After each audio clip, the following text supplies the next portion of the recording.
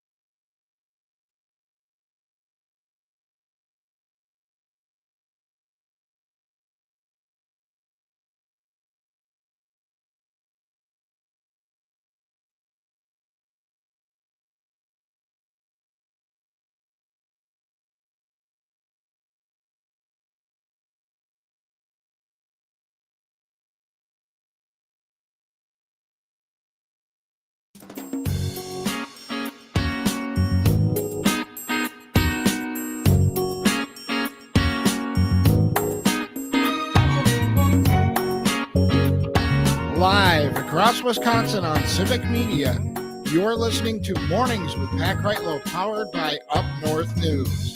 Now, from our Lake Wissota studio, here is the founding editor of Up North News, Pat Kreitlow. Well, hey there, Wisconsin. Good morning. It is 6:06. It's a Wednesday morning, June 18th, 2025. It's another beautiful morning, a little foggy, but beautiful to have you here up north. Live from Lake Wissota, from wherever you're spending your mornings listening across the Civic Media Radio Network, or listening or watching us on all of our different platforms. Thanks for starting your day right here. That might include the Up North News Facebook page, where here's my first question for you. What's your life like if you're so grouchy that at 6 o'clock in the morning, you're going to put a comment up on somebody's Facebook going, "It has to hurt to be such a leftist hack. No sane person wants the left anywhere near power. And yet you want to be near us." That's adorable. Thank you for that comment. I mean, it's gone already, but you took the time to have some coffee and put up that little thing. Maybe coffee isn't such a great thing after all, Parker Olson, standing by in Madison A2. I don't know. I'd like to think coffee would help that person, whoever that is, but you know. I like to think that person just needs to have a little reality check.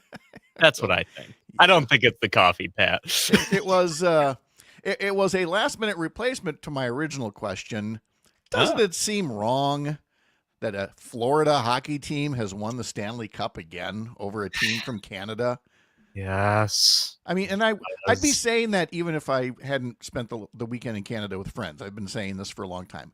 And again, it all started with some guy dragging the Minnesota North Stars down to Texas. Okay, I'm never going to root for a hockey team in Texas. But then you put one in Florida. Now there's two in Florida. And they've both won championships fairly frequently for the last couple of years. Yeah. Right. And in Canada, not so much. So it just feels a little off. But I mean, if you really want things to feel off in the world of sports, the Brewers lost to the Cubs, which again that's just wrong. But the Cubs are in first place. That's the way things are going right now in the season. That's kind of the annoying thing, is that the Cubs are actually very good. Yeah. It's a shame. That's all. It's annoying. It's annoying. You look over at Craig Counsell and he's just smirking over there in the dugout. And you're like, yeah, well, you know. It's like, hey, good on Craig. He didn't get ejected last night. I'm proud of him for that. He got ejected 2 games in a row like last week. Little victories for Craigers there. Coming up on the program today, the Republican-led legislature fell all over itself after the 2018 election to undermine Tony Evers and Josh Kaul even before they took office. They met in a lame duck session to strip away powers from the incoming governor and attorney general, and it has taken 6.5 years. But on Tuesday, a unanimous Wisconsin Supreme Court started taking steps to let lawmakers know that there are still 3 co-equal branches of government. We'll have more to say about that. We are, of course, tracking the progress of the next state budget bill through the Joint Finance Committee in the legislature, including some recent talk of punishing cuts to the University of Wisconsin system and recent moves about the gap between how Republicans support special education in voucher schools versus public schools.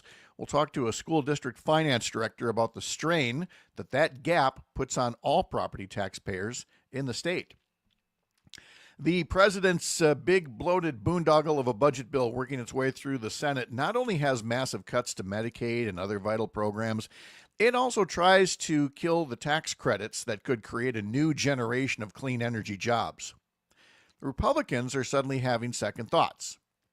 Not about protecting health care or any of that stuff, but at least protecting the tax credits that benefit their corporate friends who could create those new energy jobs in their states. We'll talk to Melissa Baldoff about that. We'll talk to Earl Ingram with a preview of tomorrow's Juneteenth celebration in Milwaukee and elsewhere. James Kelly will talk to us about stories he's covering across western and northern Wisconsin. And it's Wednesday, so it wouldn't be Wednesday without a visit from Melissa Kay in our Wisconsin Rapids station, because, I mean, we put big money into the production of this jingle, so we are going to fly this pigeon right into the ground. It will be time for Pigeon Quest!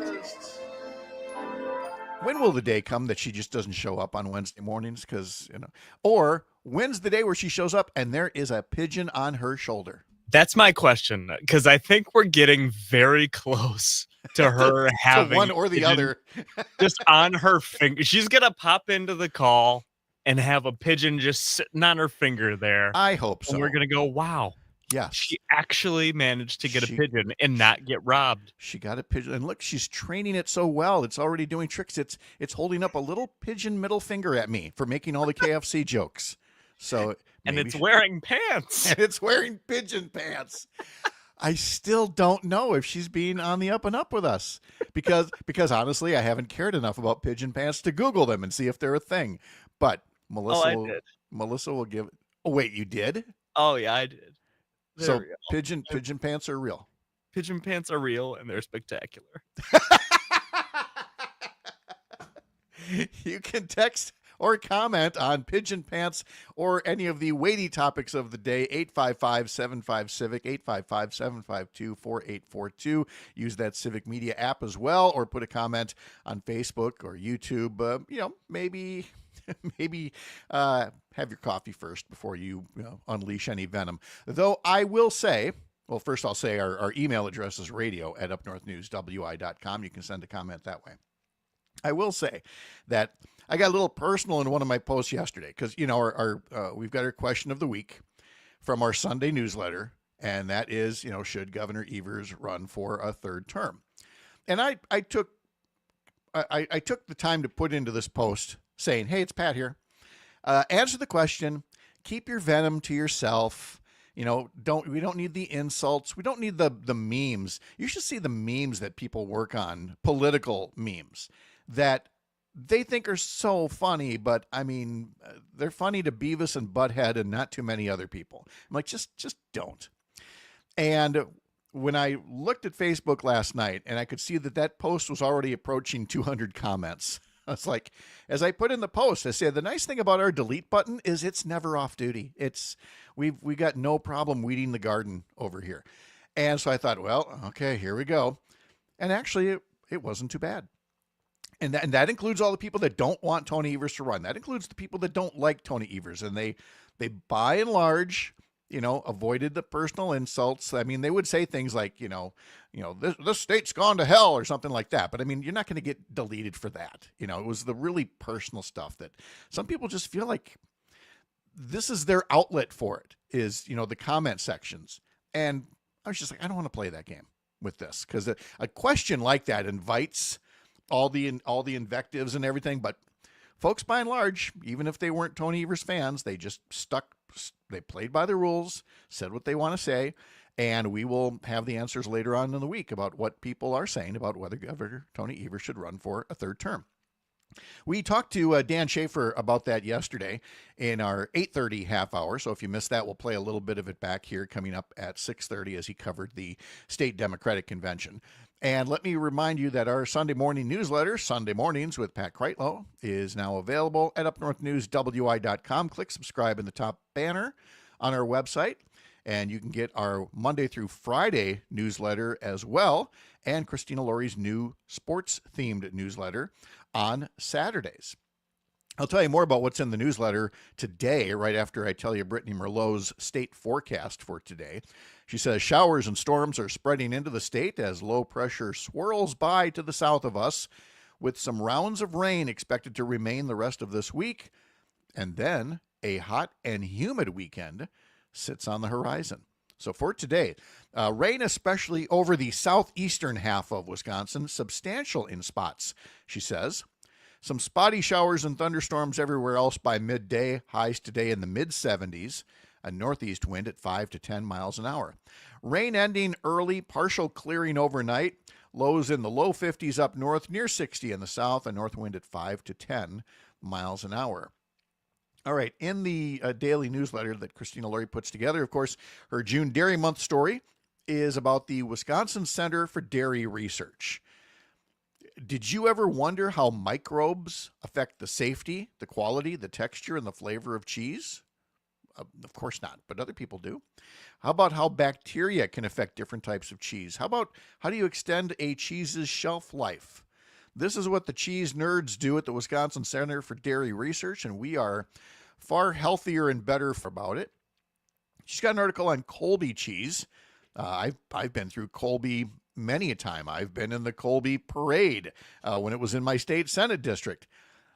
None of it's going to get me to really like Colby cheese, but it was invented there, and a lot of people do like it. And there's even tips on how to serve it and get the most out of Colby cheese. And also an article on Door County fish boils and where to find some of the really good ones. So again, all of that is in our newsletter. Sign up at upnorthnewswi.com. I forgot to mention to you, Parker, that when I was in Regina over the weekend, looking at the flatness of the Saskatchewan prairie, there actually was a natural feature that they went out of their way to show me.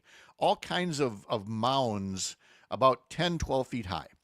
Okay. Taking up an entire city block. And our hosts, our friends said, guess what those are? And my first thought was they look like big piles of wood chips. He said, no. I said, how about compost? No, it wasn't that either. Was it sand, for plowing the streets? So no, you're close. Those are all the snow piles that are still melting up there. I mean, like I said, an entire city block of mounds, 10, 12 feet high. And of course, all the schmutz from the roads, all the dirt and all that stuff is on top of the snow. And so it's kind of keeping it insulated. So that's why it's melting slower. It is slowly melting. But yeah, there's still snow piles up there. I wonder how long that's going to take to go away completely. Just in time for the first flakes, if I know anything about weather in Canada. The other thing I will say about being up there with these folks, friendliest people. Again, the Canadians. When our flight was canceled on Sunday, do you know, unlike in any other American airport, your flight is canceled. It's the only way out of town that day. You had to wait 24 hours. Not one person lost their minds and blew up at the ticket agent or the gate agents there. Everybody was just very like, oh, I'm sorry. I'm sorry you had to cancel my flight. It must have been my fault. Just the nicest. It was such a change of pace. It was just really nice to see. So it's good to know that, again, unlike our first commenter online this morning, we can be friendly all the time if we choose to be. We just have to choose to be. Maybe you just need to be eating more maple syrup and more poutine, and then you're nice. Poutine. That's it. That's it. Poutine. I'm happy to add that to my diet much more often. And then Derek Van Orden can make more fat jokes, which is fine.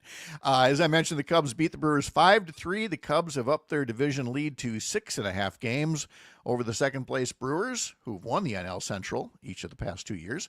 Isaac Collins hit a 2-run homer for Milwaukee coming up tonight. Jacob Mizorowski will make his second major league pitching start tonight for the Brewers, and you can catch the pregame starting at 6:30 on several Civic Media stations. Head over to civicmedia.us to learn much more. Boy, we have got a lot coming up for you today, all from the heart of America's up north, live from Lake Wissota. So thank you for making this the place to spend a part of your mornings. I'm Pat Kreitlow. This is the Civic Media Radio Network.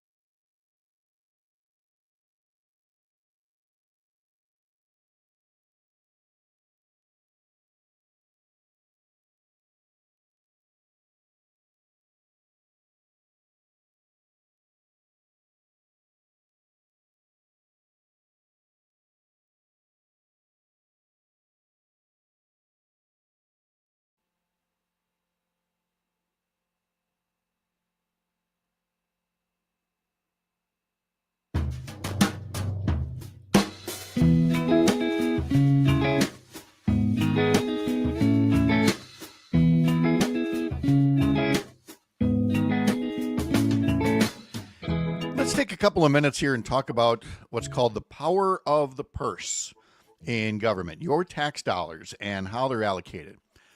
I don't know if you paid attention to the rallies this past weekend, but in America, we don't have kings. We give the power of the purse to our elected officials in Congress and in our legislature to write up budgets. A president or a governor can sign or veto them in certain ways. And then once that budget is signed, it is up to the president or governor in the executive branch to dole out those funds. In some cases, without meddling from the other branch of government, as long as the executive branch doesn't meddle in what the legislative branch is doing. And I've got two examples to tell you about at the state and federal level that illustrate what's going on in our state and in our country today. You know how divided the Wisconsin Supreme Court is right now with its 4 progressives and its 3 conservative justices. Hard to imagine they'd agree on much. But there was a unanimous ruling yesterday, 7-0, striking down some of what Republican legislators did in 2018. To take you back then, Tony Evers had just beaten Scott Walker, who was running for a 3rd term as governor. And Josh Kaul had won the race for Attorney General, J.B. Van Hollen, if memory serves. It's been a while now. So they'd won their elections, Kaul and Evers, in November. They weren't going to take the oath of office, of course, until, January 3rd? So in the weeks afterwards, the legislature met. The Republicans called themselves in. When that happens after an election, but before they're all done with the term, that's called a lame duck session. Because, again, they're supposed to have all the power of a lame duck. But actually, they still can set laws if the outgoing executive, in this case, Governor Scott Walker, is willing to sign them. And so the legislators stripped away some powers from the governor and from the attorney general. And Scott Walker could have stood up for the dignity of the office that he was leaving. He could have said, no, this may be passed by my Republican friends in the legislature, but I have to stand here for the integrity of the governor's office. Oh, no, come on. We're talking about Scott Walker. He signed those in a heartbeat, and out the door he went, taking powers away from Tony Evers and Josh Kaul. We won't dwell on the governor part of it. We still have Republicans controlling the legislature, and they're still holding up well more than 100 nominations from Governor Evers and have all these other restrictions. But this Supreme Court ruling yesterday was about the Attorney General's office. And the court ruling unanimously that the legislature, through its Joint Finance Committee, does not have the authority to approve settlement agreements made by the State Department of Justice in certain types of cases. So sometimes when there are lawsuits involving state government, the Attorney General represents the state, and sometimes there are settlements in those cases. The Joint Finance Committee, the Republicans, were saying, well, the Attorney General can't do any of those things, reach a settlement without our say-so because, we have the power of the purse. And in an initial challenge back when the state Supreme Court had a conservative majority, the conservative justices agreed with that Republican point of view, saying, yep, the legislature has the power of the purse, and so they should have some say-so when the executive branch, through the Attorney General, is settling cases. But even back then, they said, that's how it is overall, but we're not saying there wouldn't be instances where that wouldn't be appropriate. And finally came some ways in which that would apply. For example, there could be settlements that involve civil enforcement or actions that other state agencies in the executive branch ask the Department of Justice to pursue. And in those cases, you really do have an executive branch that is no longer dependent on the power of the purse. They're funded, and they're going to go do their thing on behalf of the people of Wisconsin. And in this latest case, this is where the state Supreme Court said that these types of enforcement, like for environmental cases, consumer protection cases, lawsuits over a breach of contract, financial regulation, all of these things outlined in the Wisconsin Examiner article by Henry Redmond. All of these things are at the core of executive branch power. And you know who wrote that? It wasn't one of the progressive justices. It was one of the conservatives, Justice Brian Hagedorn. And the other conservative justices agreed that in those cases, the legislature can't put guardrails. They can't intervene in the settlement process. Now, this isn't the world's biggest deal, of course, but it's a sign that no matter how much some politicians try to grab power, at some point, balance is going to be restored. You're going to have Supreme Court justices in this case who will point out where there has been an overreach. But it didn't come for 6 years, and it didn't come for several elections until you, the voters, got involved and handed the Supreme Court back to a progressive majority that would hear those arguments and convince the conservative justices to come along. Meanwhile, on the national side of things, you have President Trump again saying he's going to extend the lifetime of TikTok and not face a ban.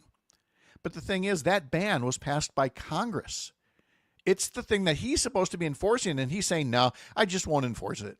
And Congress just lets him, as happens in dictatorships. You've got a president who's willing to drag the U.S. into a Middle East war now with Iran, ignoring the War Powers Act.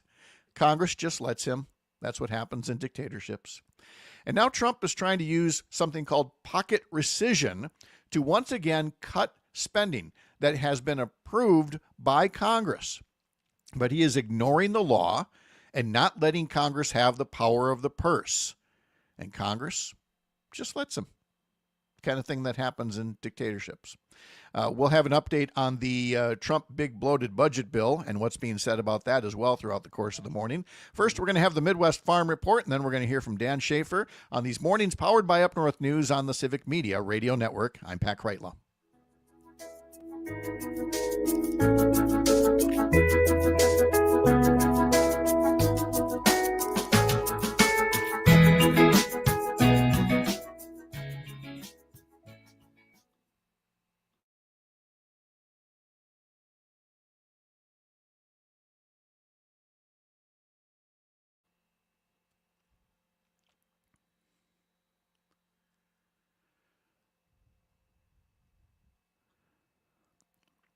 I feel like we're messing with Tony at this point. He's just like, hey, wait, where's everybody? Isn't there a secret show? Where'd you go? Where are they? You guys got to say something. They just disappeared. They just looks like they don't. What do? They're not being funny. They're not being sarcastic. They're not doing anything. Is this making you crazy, Tony? Is it? Huh? How do you like your morning ASMR, Tony? It's like a private show for one viewer out there. Tony, I would have gotten him away if there weren't for those meddling politicians. Oh, rats. I sleep for 20 extra minutes and nothing. It's bananas. See? Sometimes you need a good night's sleep. Which is probably why I'm not as chatty as I used to be. I could use a better night's sleep right now, but that's how it goes. What happened? Were you up watching that Stanley Cup? No, I was not. Nope. So, let's see. Oh, look, here's another comment. Look, more brain dead reporting from Up North News. Oh my God, thank you for coming to watch us. What a waste of your time. We appreciate it so much. Yeah. Thank you for your view, boosting our numbers and commenting, which really helps actually. Yeah, that's the thing. I mean, when you put the comments on, it boosts our engagement, Oh no, now it's messing with Roger too. It's quiet. It's too quiet. Do you understand what a damning indictment this is of Greg Bach right now? when he's here and he's just talking and it's just so boisterous and you can't help but follow along. And Parker and I are just kind of like, yeah, I know. We're getting our mornings done. Good morning. Gotta sip our coffee over here. I gotta delete comments. What we need is, here, Roger, this is just for you. It's quiet, too quiet. Roger, it's quiet because I'm used to getting like music trivia from you or little sports observations or something. So, come on, Roger. Help. It's not all on us. Help us out. Yeah. So on YouTube, want to watch a Republican's programming explode? Ask them to name 3 characteristics of due process. Yeah, well, that tracks. I guess I haven't clicked on it, but I guess there's some kind of thing where Tucker Carlson just lays into Ted Cruz about something, just shows a real split in the ranks. I haven't seen what it is, but the fact that you're seeing so many Republicans saying no, we don't want to go to war with Iran. I mean, I was reading about that this morning. they remember the Gulf War. They remember all this stuff. And it's like they've seen pretty much every Republican president end up getting entangled into something in the Middle East, and they're like, let's not do that this time. It sounds like Trump wants to do it this time too. So I'm not surprised to hear some folks speaking up and going, can we not? It'd be cool if we didn't. Yeah. By the way, Friday, how's this for a triple whammy? Jim Santel has a court date, and Mark Jacob is on the road, and Jennifer Schulze is on the road. So we will not have our usual weekend review panel in the 7 a.m. hour, but we will have Joan Esposito. Just Joan, who's got her own afternoon radio show in Chicago and is going to come join us here in Little, Wisconsin and just spend the 7 a.m. hour with us. So that'll be nice.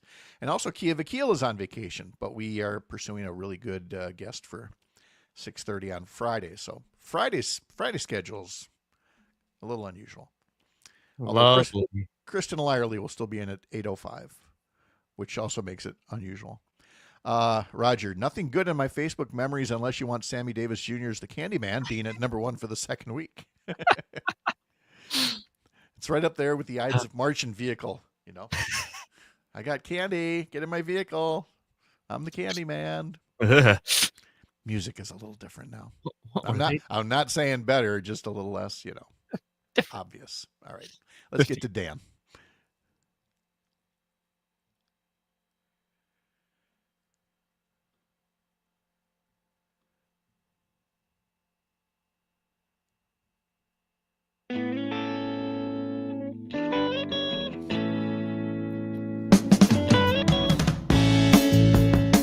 It's a Wednesday morning. It is June 18th, 2025. Welcome back to Mornings, powered by Up North News on the Civic Media Radio Network. I'm Pat Kreitlow. Nice to have you along. And again, since we expanded the show to 3 hours, and we know not everybody can sit around and catch, all 12 segments. No, not 12 segments that we do throughout the course of the day. You might miss one or two here or there. So occasionally we'll play some of the 8:30 ones back in the 6:30 half hour. And why wouldn't you do that with Dan Schaefer, political director at Civic Media and founder of the Recombobulation Area? And he covered the state Democratic convention. He also had that column about whether Governor Tony Evers should run for a third term. In fact, I just wrote an article over at upnorthnewswi.com about that same topic. It does not, unlike Dan, who takes a position on the question, I don't. I reference his article and some of the other reactions to it, and then, ask, what do you think? Do you think the governor should run for a third term? Anyway, so we talked about that with Dan, but he mentioned having an upcoming column on convention observations. And so I started yesterday's conversation by asking him to share a couple of those observations with us. I had an opportunity to interview the keynote speaker for the event, Georgia Senator Raphael Warnock.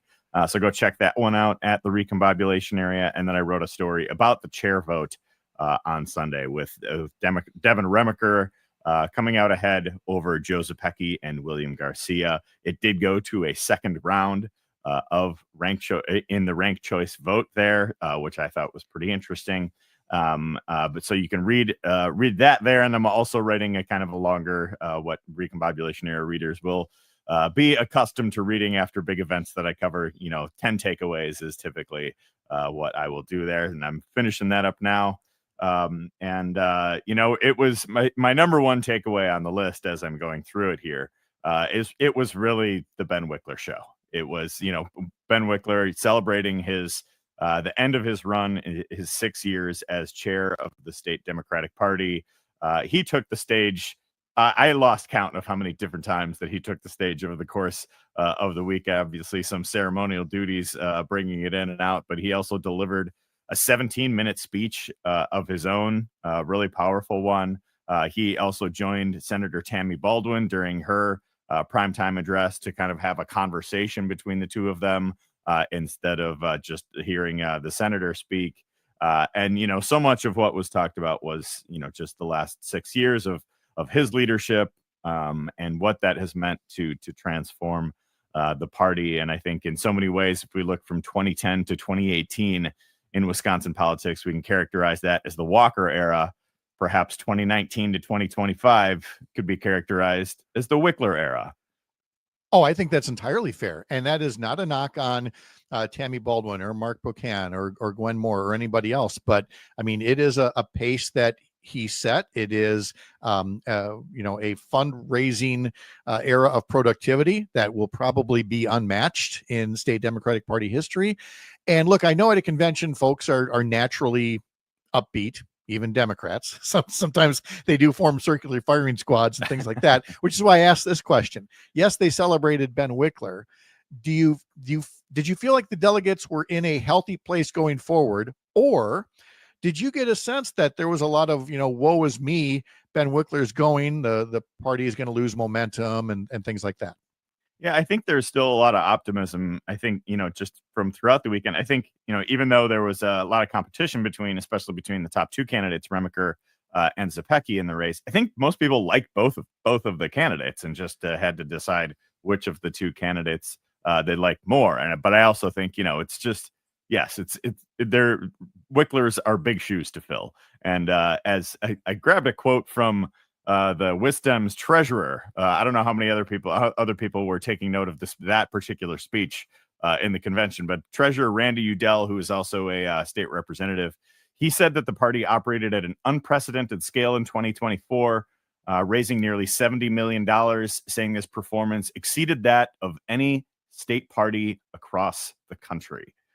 So that is quite the legacy to leave with the party and some big shoes to fill. But I think overall, the mood, I think the spring election results have absolutely reinvigorated the Democratic Party of Wisconsin. I do wonder what this convention would have been like had that election not happened, had it been, just coming off of the loss against Donald Trump last fall, if that was the main topic that people were thinking about. But I think with the spring election, any mention of Susan Crawford, any mention of defeating Elon Musk got just raucous applause in the building. So I think that those results from April, certainly had an impact nationally, but obviously had a clear impact on the state of mind from Wisconsin Democrats. That's for sure. We're talking to Dan Schaefer from the Recombobulation area and Civic Media's political editor from Tony Up and National on YouTube. I think the next era could be Representative Mark Buchan, really liking what he's doing recently. Bernie Sanders even mentioned him as someone to watch. That wouldn't surprise me. And I think part of that, I'm not giving Derek Van Orden credit here, but could be the Van Orden effect where Mark Buchan felt like, well, somebody's got to stand up to this guy, or he's just going to bully his way through and truly be Wisconsin's next Joseph McCarthy. So, but it's not just Van Orden. Mark Buchan has been increasingly vocal about what the progressive caucus among House Democrats should want and what they stand for. Yeah, he's been, I think his profile is certainly rising in a number of ways. He's had some high profile moments questioning members of the Trump administration. And yes, he was there at the convention this weekend. He delivered a speech too. He talked about, dealing with Derek Van Orden and how Mark Buchan of the 2nd district, has held more town halls in the 3rd district than Derek Van Orden has this year. So he's really making an effort there to, really put Mr. Van Orden on notice, and boy, doesn't he need it. You and I know that well. Oh, do we ever? So you wrote this column last week asking if Governor Tony Evers should run for a 3rd term. At any point, were any food products thrown at you during the convention, or people just coming up to you just to boo? Anything like that? How were you received in the Dells this weekend? There was a lot of feedback about that column. I will say that a lot of the conversations that I had were off the record, so I'm not going to share any of the details with that. But I do think there were a lot of people who I would say are more receptive to it than what you might see publicly right now. I'll just say that. But didn't have any problems with the food and the drinks and all that. Didn't wake up with any arrows in my back or anything like that. It's one thing to to write a column like this, calling for a very well-liked Democrat to step aside and not seek another term right before the convention. But people can disagree without being disagreeable. I think there are a lot of issues that are fake both sides conversation. I think this is an actual both sides conversation. I think this is one that, I think there can be a case to be made that Evers is the right person to run again. And obviously I made the case that he'd be better off passing the torch. And so Evers did not give any indication on what he's going to do in his he had a fairly short speech, about between 10 and 15-minute speech that he delivered at the convention. Obviously he had a presence there. He had an ice cream hospitality suite going during the afternoon of the convention, very on brand for the governor. But there was really no indication of whether or not he would be running, even though the theme of the convention overall was the road to 2026. So I think clearly it's going to be a big question going forward. The party had some decisions to make this weekend. This was kind of definitely had people talking. This column did, but any takes on it, might be forthcoming in the weeks ahead. Who knows, though? It was it's a very earnest question, and some very earnest emails have come in. We made it our question of the week in our Sunday morning newsletter. Should Governor Evers run for a third term? Folks can respond to it themselves by sending us an email, radio@upnorthnewswi.com. And I read through some of them yesterday, and I will through the course of the week again, but I just wanted to second that note that this is something that people feel very genuine about. I won't say strongly. It's probably something they weren't thinking much about until recently, but they have some very genuine feelings about, whether he should or should not run for another term. And for folks saying, well, is this going to have an impact on next year's race? I would point out that the election is still, just under a year and a half away. This convention weekend will be a distant memory by that point. That's true. And, the governor has said that he's going to make this decision after the budget process is over. There's some things we could talk about when it comes to the budget process. But wait, there's the budget process. We started the program this morning with that social media post from Chris Kapenga from Waukesha County saying, well, if I got to vote for what joint finance my fellow Republicans are giving me, well, maybe I just would rather not have a budget at all. I think to a degree that's actually telegraphing what Republicans might want to do. And I'm giving you all of 30 seconds to tell me if you think it's a real possibility or not that Republicans would just not send the governor a budget. I think it's interesting. We also saw how the Scott Walker boosted that comment from Chris Kapenga on his social media feed as well. So that's interesting. We've heard before that they might need Democratic votes in the state Senate to pass a budget. Maybe they just don't even pass a budget at all. That was Dan Schaefer visiting with us yesterday. You'll hear him Tuesdays at 8:30 here on Mornings, powered by Up North News. And I guess, look, I'm not trying to complicate the discussion. I just thought that it was interesting that people seem to be going in one direction, which was, well, if a couple of Republicans don't like what joint finance is going to do, they're going to need Democratic votes in order to pass something. Well, that would have been the case in Congress, but here they don't have to pass a state budget. And so that to me might be a head fake about needing Democratic support when they might just let this thing go and roll the dice and take their chances. But on the DC side of things, the Senate is now taking up Trump's big bloated boondoggle of a budget bill.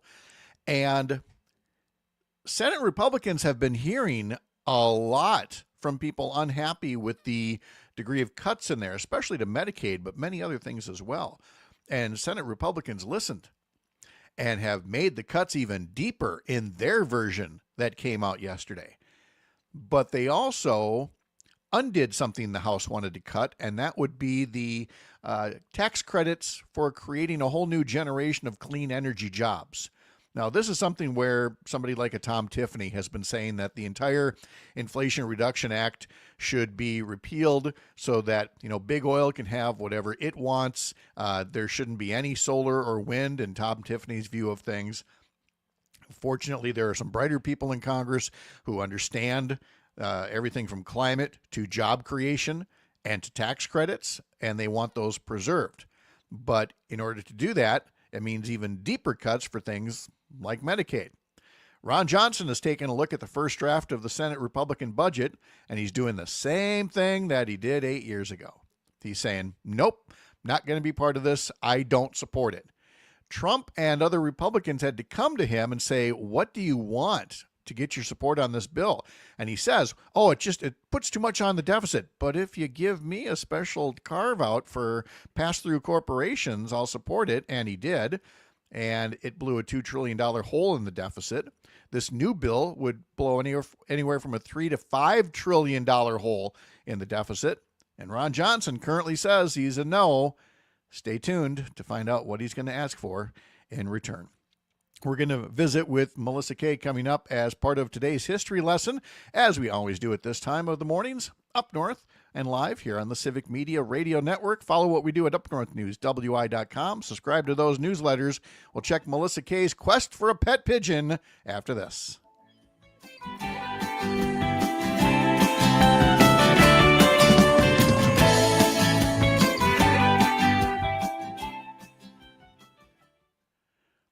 And now, the moment of truth.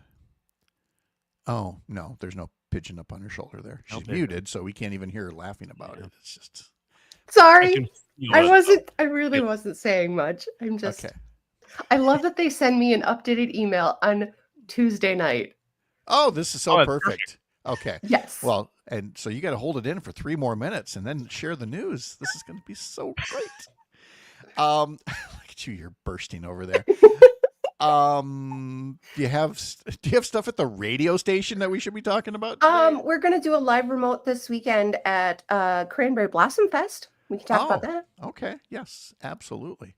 Glad you said that, because we were actually looking to. I might be recording a segment on the Cranberry Blossom Fest. Oh, cool. I'm waiting to hear back. So, but we're gonna. Who are you talking with? I don't know. Luke is trying to set up something because our Friday guests are on the road this week, so we needed somebody else. So I might be pre-recording something for Friday's show. Gotcha. So is Cranberry Blossom Fest a big deal? It's a big deal. Okay. All right. Yep. It's like a 3-day event. Okay. Good.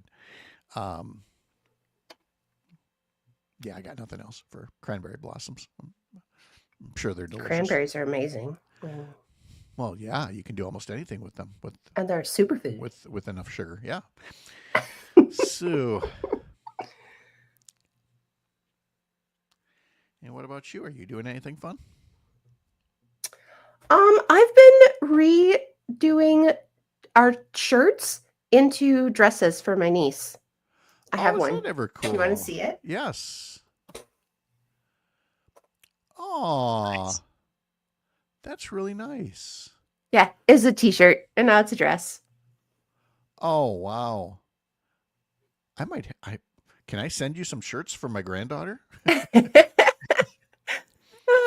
Maybe. That's very cool. I was up way too late last night. Yeah.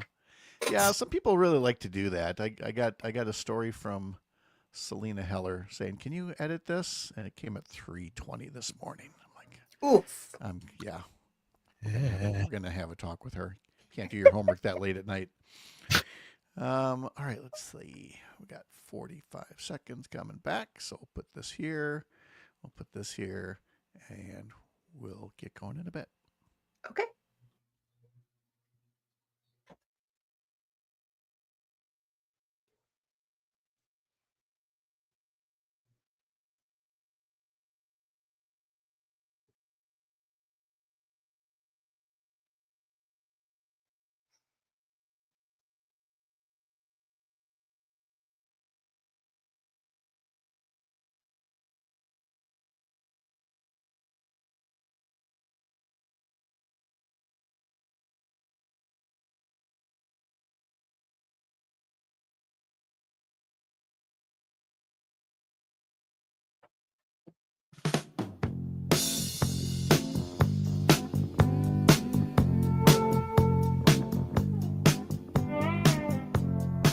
Remember that viral video that accompanied this song, Fleetwood Mac's Dreams, the guy on a skateboard drinking his cranberry juice and he starts singing?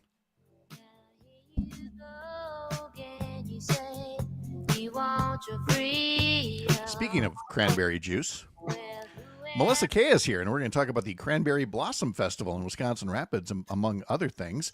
Right after I tell you that song, Fleetwood Mac's Dreams, was the #1 song this week in 1977. One more history note before we get to Melissa here. On this day in 1873, Susan B. Anthony was fined $100. That was a lot of money back then. Fined $100 for attempting to vote in the 1872 presidential election. How dare those women try to vote? And look where we are now. We've got women who are not only voting, but becoming big-time radio stars.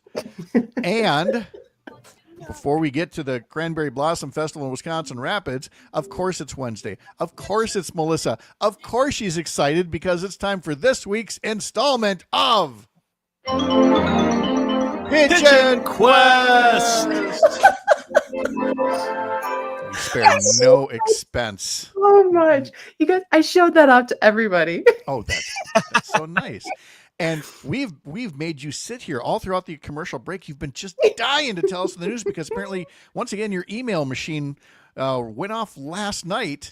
And yes, I love that they send it to me on Tuesdays. We don't know. So let's do it. What's Okay. new? Okay, so they are so happy for Paint Bucket. Paint Bucket's the winner. I'm getting Paint Bucket. You're getting Paint Bucket. Yes. And they ship them by mail. So I'm gonna have to go to the post office to pick up Paint Bucket. That's gonna be shipped. But she said that they have the special relationship with their local place and it's all fine. Parker, I don't know how I feel about this. Okay, so my feeling is Paint Bucket's in jeopardy. You in danger, girl. You're in danger. oh yeah, that part's not great. My thinking is, imagine walking out of the Tony, post office I was holding a pulling for pigeon. Paint Bucket. Yes, I know. In a box. It will be in a box that has holes Pigeon in it. in Yes, a box. but you're not going to contain That you're going to was open that box in the paint. The second. Oh no, I'm not opening it in the car. That was the second choice for an SNL skit. Pigeon in a box. Paint Bucket. Wow. So Paint Bucket could be here as soon as they're going to ship it on Monday. Okay. So by next Wednesday, I could have Mhm. a pigeon. You're so excited about this. You know who's so not excited? excited. Do you know the saddest creature on this planet right now is little Bell Pepper, little Pep, who didn't make the cut and isn't going to be living with Melissa. Not yet, anyway. Because, We'll start with one. much like cat ladies, bird ladies, they got to get their start somewhere. And Come on. Now, actually, no, that's not true. Tony because- asks, have you pigeon-proofed your place yet? Yes, we've discussed this. A little bit, yes. Yep. I still need to check my plants because I don't know if any of them are, Okay. hazardous to my newly arrived friend, Paint Bucket. my co-worker. Oh, no. Oh, no.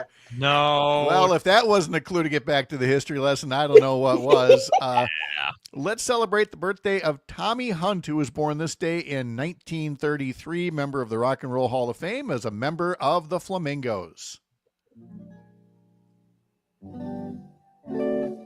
My love Shabop, was shabop. the kind of blind love. Now, I did not know this, but Tommy Hunt from the Flamingos actually passed away back in mid-February, that week that I was away on vacation. February 15th, he passed away at the age of 91. So I love this version of it, though. I mean, our Garfunkel has a really cool version of I Only Have Eyes for You, but the Flamingos, to me, this is the best one. On this day in 1948, Columbia Records introduced the long-playing record album and a public demonstration at the Waldorf Astoria Hotel in New York City. Also born this day, composer Sammy Kahn was born in 1913, passed away in 1993. Songs include Let It Snow, Let It Snow, Let It Snow. A lot of Sinatra tunes, Love and Marriage, Love is the Tender Trap, My Kind of Town, Chicago, and one of my favorites, here Sinatra singing a Sammy Kahn classic with Count Basie and his orchestra. Come fly with me, we'll fly away. If you can use some Melissa, I got to send you this album, or just have you download it. Frank Sinatra, Live at the Sands. Best album. It's just the best. On this day in 1983, Sally Ride became America's first astronaut in space. Happy birthday to Blake Shelton. He is 49 years old today. She likes hearing how good she looks in them blue jeans. Little kisses, sweeter than sweet tea. I thought he was older than that. Yeah, I would think so too, but no, 1976. So yeah, next year would be his 50th birthday. He just looks, ridden hard and put away wet is all that it is. Gotta have that for a country. Happy birthday to Nathan Morris, a founding member of Boys to Men, who is 54 years old today. And finally, Sir Paul McCartney, one of the Beatles, is 83 years old today. There's all kinds of Beatles songs I could put up here to market, but Melissa's here. We like to have fun. Paul McCartney has fun. He likes to write those silly love songs.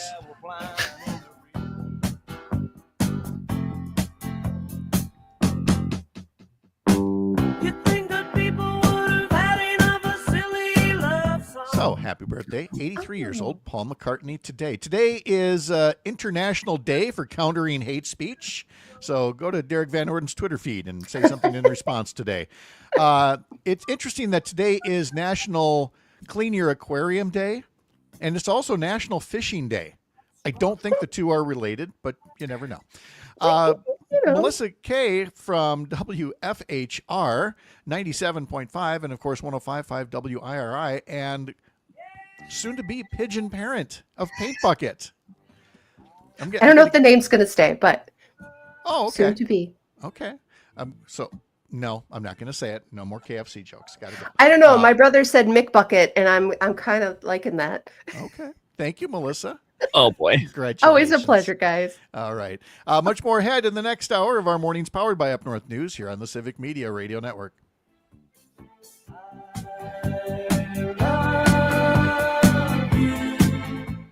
You said, what'd your brother say? What? Mick Bucket. Mick Bucket? Yeah. I get it. Paint Mick Bucket. Okay. Tony, you can't change Paint Bucket's name. You won't know who he is anymore. That's true. It'll be an identity crisis. Well, we don't even know if they're a he or a she. They right now they're a they. Okay. It's very hard to tell a pigeon gender. I just think. Yeah. Yeah. Small parts. Yep. Not the reason. What was this? Oh, I remember when he was a young whippersnapper coming up. Okay. Oh, the flamingos. Okay. Flamingos. Yeah, they should have been pigeons, birds that really fly. All right. Yes, I am not adopting a flamingo. No. No. Got I would adopt a flamingo. All right. I believe that of you, Parker. Thank you. I will wear a flamingo shirt next time. Okay. Awesome. I have many. Yay. Love it. All right. Thank you, lady. Okay. Appreciate Have it a so great much. day, Yep. guys. See you later. Bye. Yeah, Bye.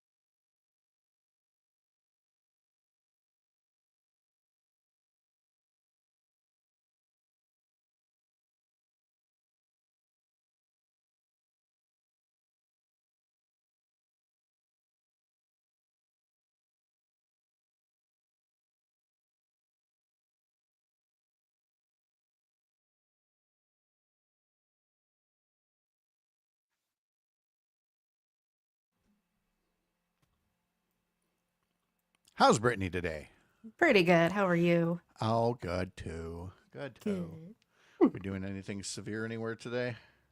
I don't think there's a small chance, but Okay. we just heavy rain. Okay. Let's see. Is there anything out there right now? Oh yeah. A little bit, yeah. There's stuff there. It's just like you said in the forecast. Yay! Wow. Who knew? Good work out of you. All right. Good. All right. 20 seconds.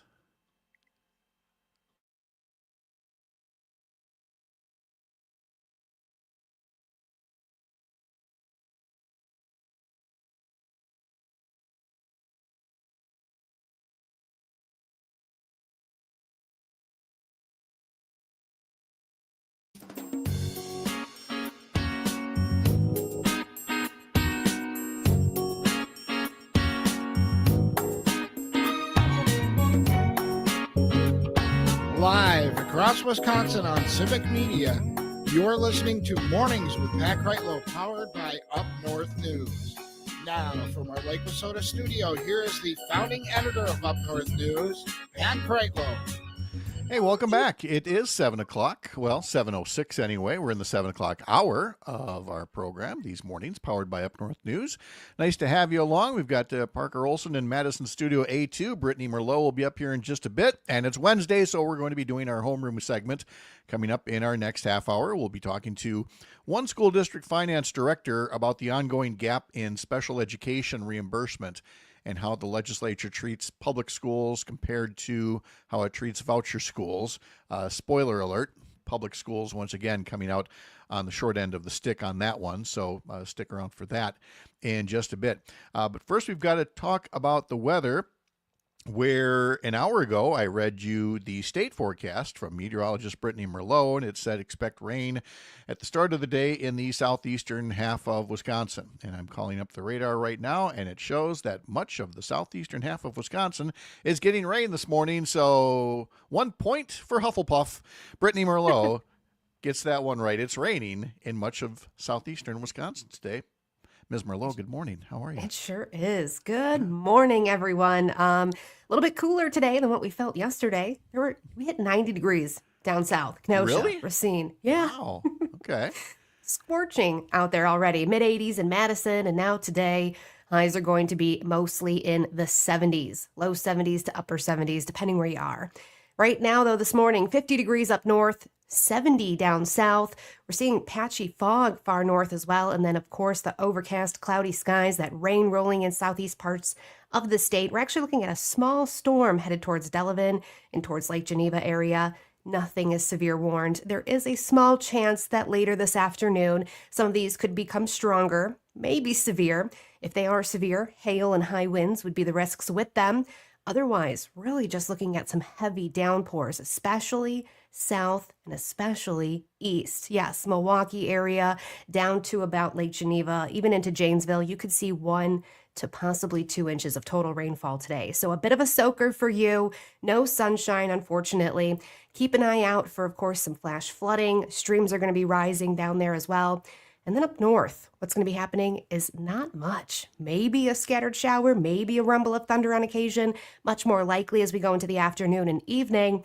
And again, none of those really look strong to severe. But as we go through tomorrow, those temperatures are going to be starting to rise again. We've got the potential for strong to severe storms tomorrow evening, then again on Friday, and then that heat and humidity is going to be building. And Pat, heat index, it's going to be feeling like 100 degrees as we go into Saturday and Sunday, statewide. Steamy, Ah. sultry, Sauna. sticky, sauna-like out there. All right, well, Yes. we consider ourselves prepared here, and you know what you need to do when it gets to be like that? You need to drink your water. You know who knows this? Robin Tigerton. He says it's cloudy and 65.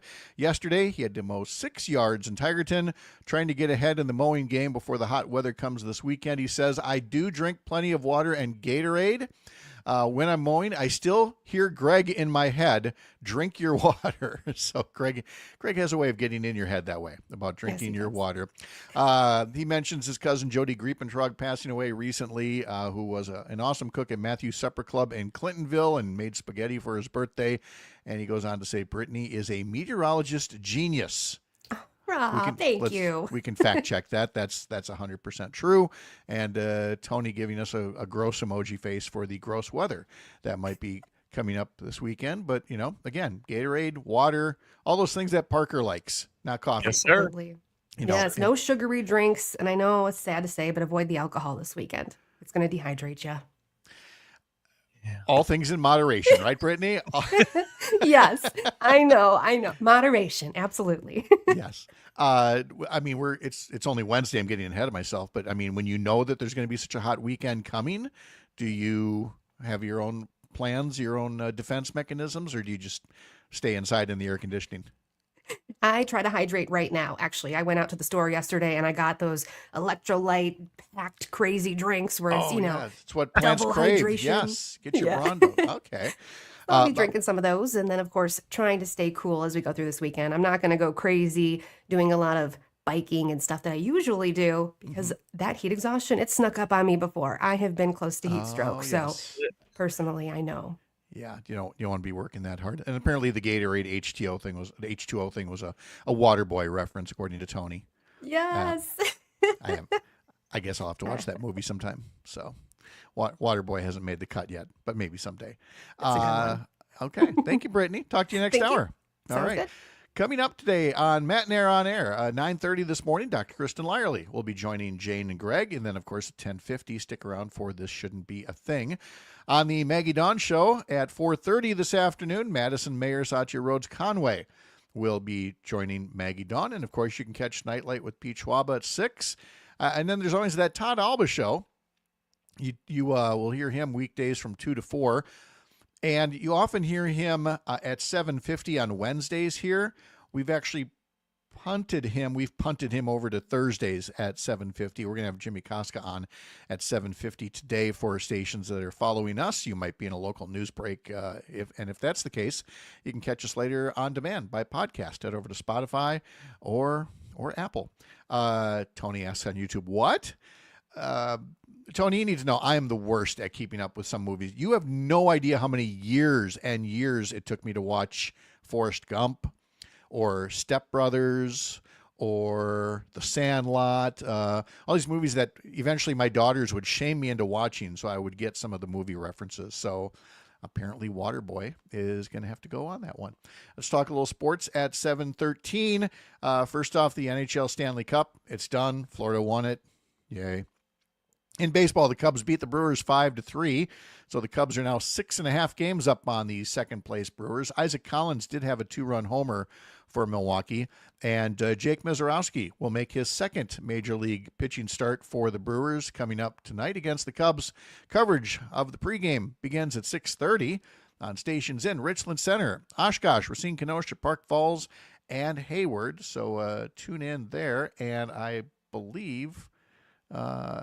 I was looking at the WIA postseason calendar here, and we are a day away yet from the baseball and girls soccer championships. The baseball championships for high school will be at the Fox City Stadium in Grand Chute, and the girls soccer championships will be played in Milwaukee. So there's a little check on sports for you. Well, we got rid of the terrorists, right? I mean, all this deportation that's going on out there. We've gotten rid of all the terrorists. I guess because we're also at the point where a teacher's aide in the Milwaukee area has done that self-deportation thing.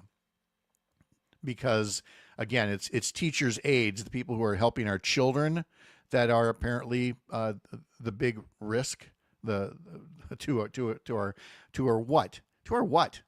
crime, to our health, to the life of the country. I don't know, but. Once again, we've got Trump's mass deportation plan that is leading people to, basically fear for their livelihoods, and now are leaving the country with their American-born children. In this case, in Milwaukee, we're talking about teacher's aide Yesenia Rano and her 10-year-old daughters. It will be the first flight ever for her twins to a country they've never seen before. They were born in Milwaukee. They are U.S. citizens. And for Ruana, who works in the Milwaukee Public Schools, it's the end of a rich life built over 14 years in Wisconsin, according to an article written by Sophie Carson in the Milwaukee Journal Sentinel. She says, I have a tornado inside of her, standing with friends, colleagues, supporters. Said she was grateful for the support and hoped that she could one day return to the U.S. She crossed the border without authorization in 2011. She'd been living with an order for deportation, but until now there'd not been any effort to take action against her or others like her. She kept regular appointments with immigrations and customs enforcement.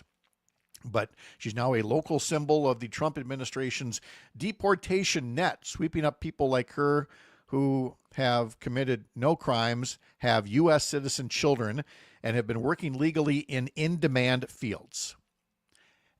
And that's where I want to take it next year, because we also have seen Trump flip-flop on workplace raids depending on where they are. Last week he said he was going to leave alone farms and the hospitality services, but then days later reversed himself yet again and said there must be these mass deportations.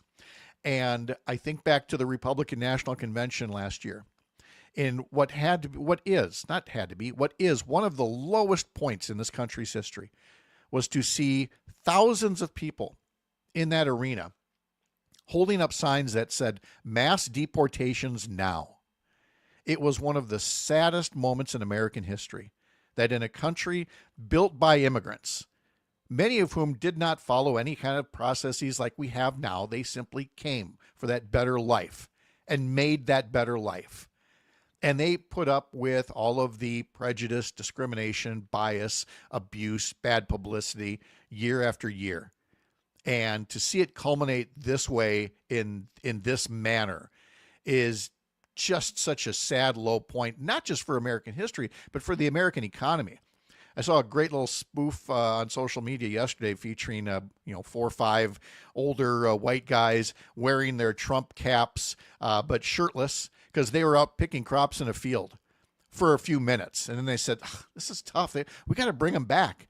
And then you see them trying to clean, a hotel room, and they can't. They're tired. And we got to bring them back. All these people waving these mass deportation signs, whose lives would be so much poorer, but for the clothes that they wear that are made by migrants, for the services that they enjoy that were made by migrants. And they can all day long come back and go, well, she knew she was breaking the rules. We also know she broke the rules of a system that's broken, and she would like to follow the rules of a system that works. And the system would work if a certain class of politicians would get off their collective butts and once again embrace the notion that we need immigrants more than ever in this country, or this economy is going to go south in a hurry.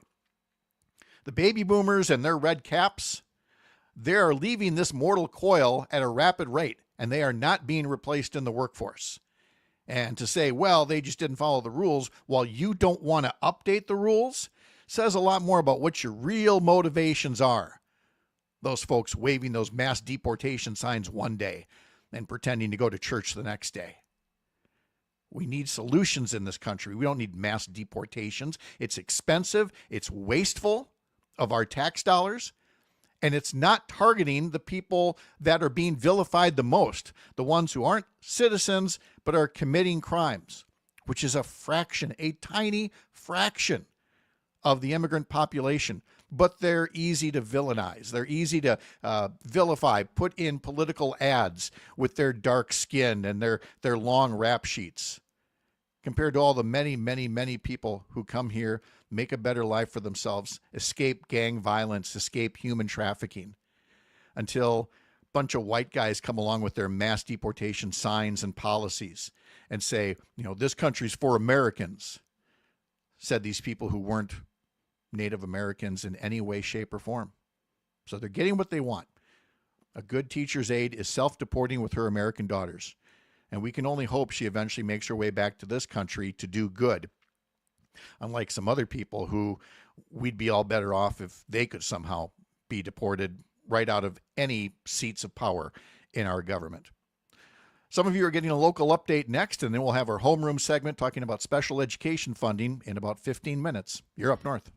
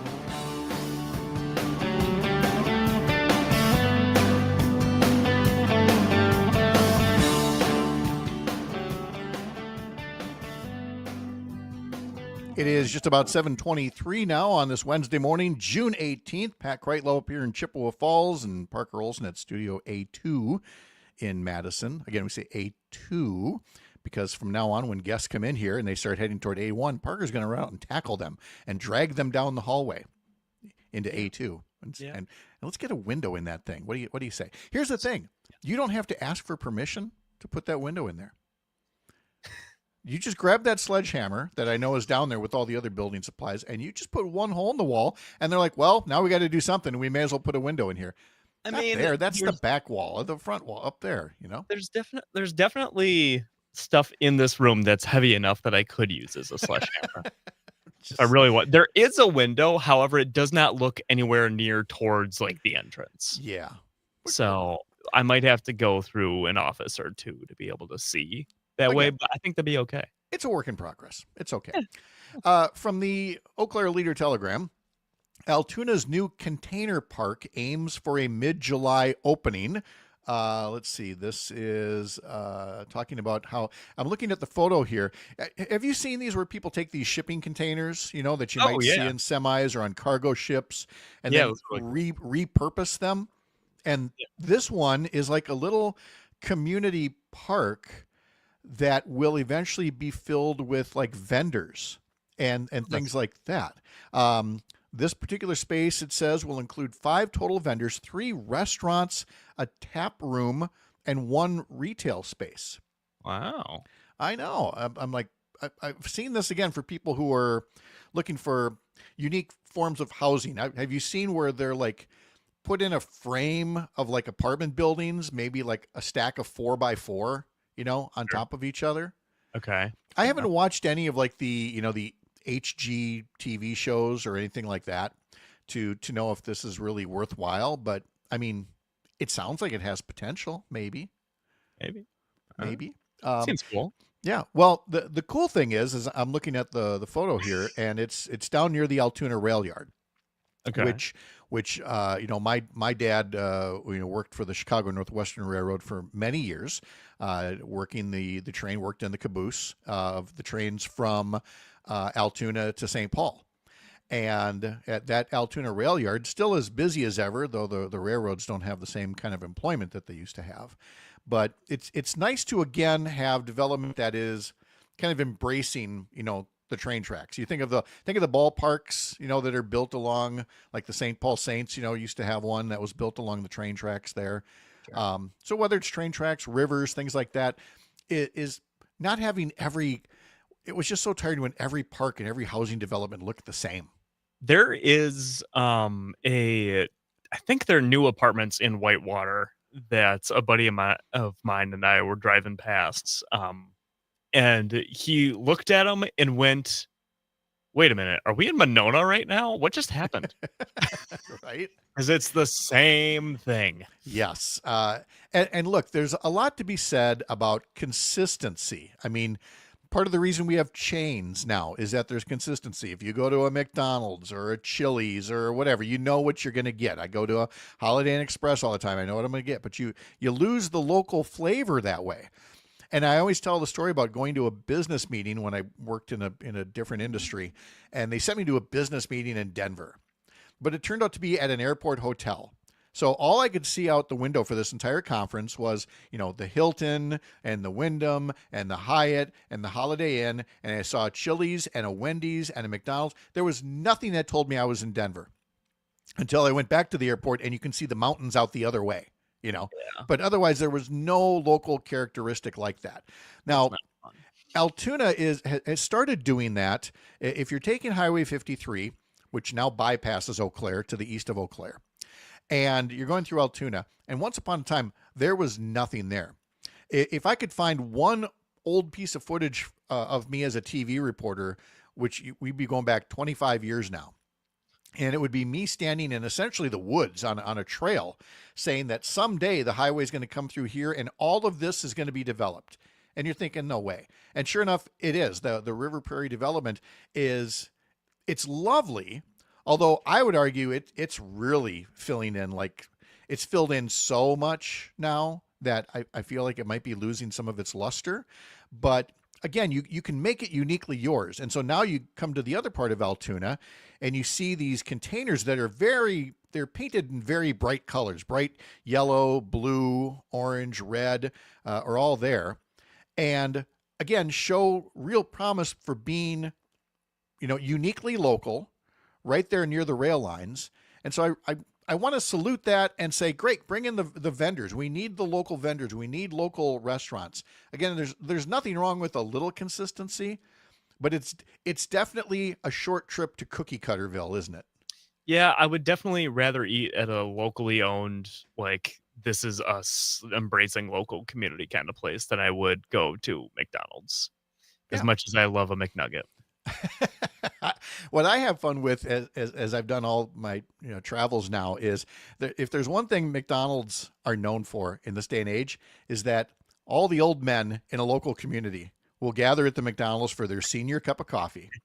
And basically it'll be a gathering of the Knights of the Round Table there. The whole brain trust will gather and they will solve the problems of the world, man. And but the thing that's fun about that is if you go to a place, either a city or a community where there's not a local McDonald's, and can you find the place where they gather? And when you find that place, you're just like, oh, here's if McDonald's were here, they'd be like, yep, here's where they put the McDonald's, if you ever do someday, because this too is where the brain trust gathers and solves all the problems of the world. If only we would listen to them. That's what we need in Washington, D.C. is we need microphones that are secretly wiretapping all those McDonald's early in the morning. We should do that for just like a week. Just see what happens if we let the old guys at the round table do it. I think that could be really fun. We're going to talk to Mark Elworthy from the Eau Claire Area School District about special education funding as part of our homeroom segment. That's coming up next. You're Up North.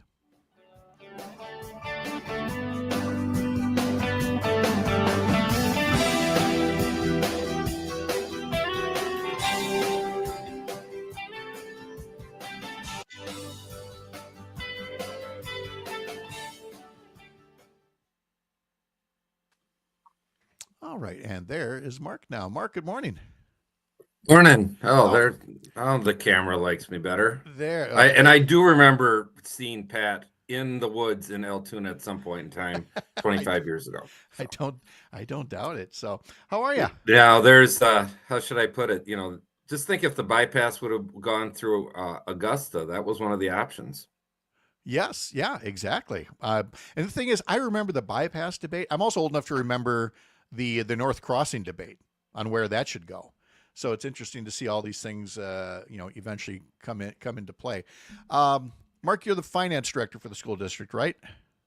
Oh, sorry about that. Just wanted to get some pills away. Oh, no, there we go. That's all right. Yep. Finance director, right?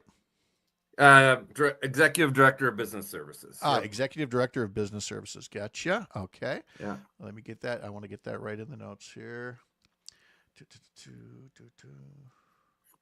Scroll down a bit here. There we go. Executive Director of Business Services. All right. Okay. And so we're going to get into the special education funding disparity. What are you seeing out of the budget debate so far? Well, believe it or not, I was in Madison last night. It's pretty quiet. Everybody, they're both in session today. Yes. Mm-hmm. So, I think what's interesting is how quiet it's been. It's kind of like it was like this 2 years ago. So, if optimistic side of me says they must be talking right now. So it does. Hopefully they're back at it. Yeah. Yep. Hopefully. So, we'll get at what would be best case scenario coming out of this. Maybe not realistic, but best case scenario to come out. Right. And what other areas of this would you want to make sure we touch on here this morning? I think the news out of Madison last week was the fact that there wasn't going to be any state aid. And what's really important is the revenue limits based on balancing. It's in place to limit property taxes, the increase of property taxes. So the absence of state aid, general state aid, that means the $325 increase on the revenue limit will be projected to be fully, as written right now, is fully funded by local property taxes. Okay. So that's significant. Mm-hmm. Okay. That was probably the biggest news out of Madison after joint finance voted. Okay. Good. And, Good. Anything else on there?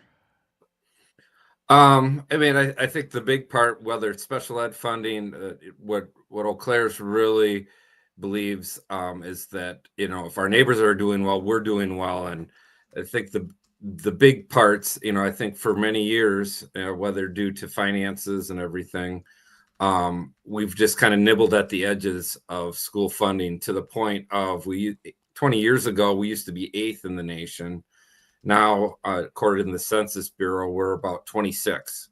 So, you know, we have not been investing in education, and understandably so. There are other components of the budget that have to be addressed. But I think it's really important. You know, what's the biggest impact is if you look at the big buckets like state aid or the special education aid. Those things impact every school district. And so, you know, you hear about high cost special education aid, and it sounds good, but if special ed was fully funded, at one point in time, it was the legislature in state law was 70% reimbursement. Right. You know, now we're at just under 31%. Yeah. So, you know, that's significant. And if we're mandated to do it, and as a result, if to fund those, we take it out of our general fund dollars. So Exactly. All right. yeah. Well, good. We'll keep that in mind, and we will get going here in 30 seconds. I'm going to tuck you back Okay. in the waiting room for just the very beginning of the segment. Yeah. We'll see you in just a bit.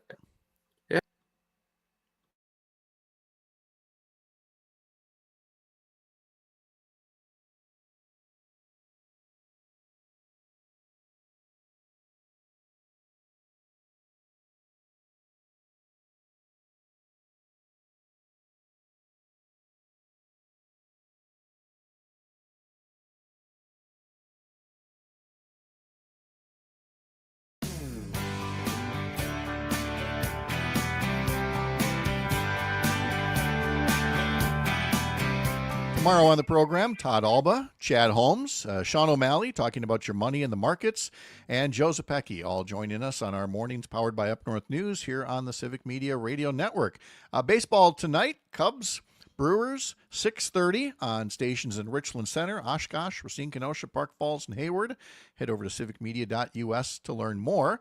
And over at Up North News, we are now a 7-day-a-week newsletter source, including our Monday through Friday with plenty of features and news about Wisconsin, Saturday with a focus on sports, Sunday mornings, my newsletter with a focus on politics. Head over to upnorthnewswi.com, click subscribe at the banner at the top of the homepage, and pick 1, 2, or all 3 of those newsletters to get the update from the entire Up North News team. All right, let's get to our homeroom segment for this week, and we're going to get a bit into the weeds on the state budget. Because again, when people go, oh, my eyes are going to glaze over, I'm going to fall asleep. No, don't. These are your state tax dollars, and you should have a better idea of where they're going. Frankly, I think that if more people knew where their tax dollars were going, where they think they're going versus where they actually are going, they might make some different choices for, you know, their legislators in November. So we're going to get into a particular aspect of it when it comes to education funding. And joining us to do that is Mark Elworthy. He's the Executive Director of Business Services for the Eau Claire Area School District. Mark, good morning. How are you? Good morning, Pat. Thanks for having me. Yeah, nice to have you here because, you know, you have obviously been following this state budget debate very closely. We understand the stakes that are involved from a general standpoint, but we also know that if you just focused on the big buckets of money that go to schools, you're kind of losing sight of how some of the smaller buckets do have an impact on our property tax bills. And specifically, we're talking about special education funding. The Joint Finance Committee, which is made up of senators and state assembly reps and essentially writes their version of the state budget bill. The governor has his version and then they write their version. And the parts that they were working on recently dealing with education and special education were a little concerning especially because of the gap between the way that special education gets state help in public schools versus the voucher program, which goes to private, usually religious schools. So, Mark, with all that as a setup, what are you seeing right now from the legislature's Joint Finance Committee that maybe concerns you about how special education funding is done by this legislature? Right. So, broadly speaking, in Wisconsin, the funding formula, and I know people think it's complex. If we boil it down to a couple things, it's revenue limits minus state aid equals property taxes. And general aids, which was one of the most noticeable differences between the Joint Finance Committee and the governor's proposed budget, is there's no money going into general aids. And so that impacts all aspects of education. Why? Because instead of the state contributing to funding of education in the next 2 years, it would solely, any increases would be solely funded as currently written by local property taxes. The revenue limits came into place in 1993 when local property taxes were ironically going up too quick. In this current proposed budget by Joint Finance Committee, it returns the funding solely to the increases solely to local property taxes. Then you've got special education aid, and it's been a hot topic. Some proposals about increasing high-cost special education in comparison to categorical aid special education or special education categorical aid. What's really important to know is special education categorical aid is received by every district in the state. High cost, and it's for students that require, and we are mandated to educate all students that attend public schools, a certain amount above 30% minus some aids. That only impacts about 50% of the districts. I've heard as few as 1,000 students. So the proposal coming out was to improve the high cost special education aid, but what should be noted is that only impacts a very basically half the district, and a very small part is about 1/100th of the actual categorical aids. So in the budget process, it's about give and take most years, and it's, I think, really important.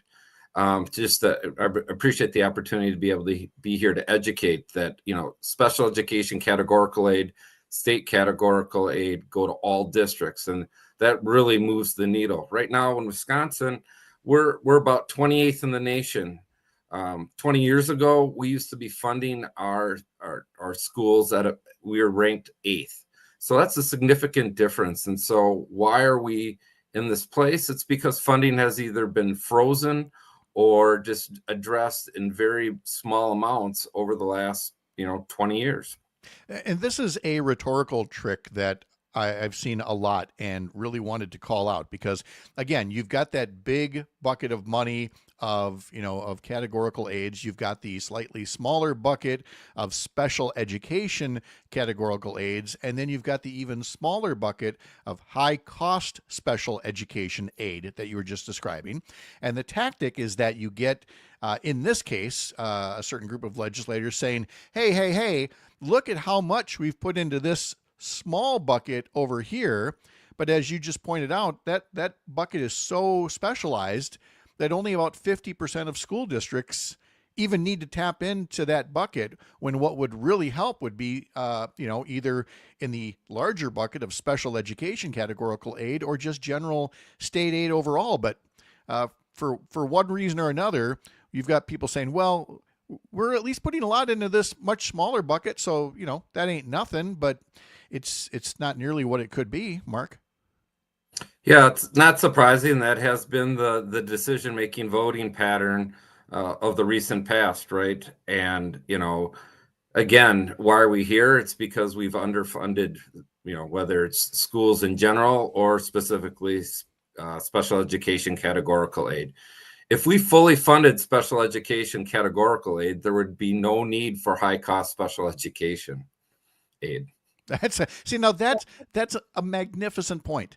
That if you just fixed, the small bucket of special education, you wouldn't even need the even smaller budget of high cost special education if again, you would just do your job. But there's also that funding gap of special education overall between public schools and the voucher program for private, usually religious schools. And that's the one that I think the members of Joint Finance heard about from the public more than anything else. And it's the one that blew me away when I first learned about it a couple of years ago, that voucher schools are being reimbursed by the state for special education costs at about 90%. And public education, which used to be way up there, 67 to 70% or something, it was apparently, to hear Republican legislators 2 years ago tell it, a big deal that they increased the reimbursement rate in public schools to now, is it 32%, something like that?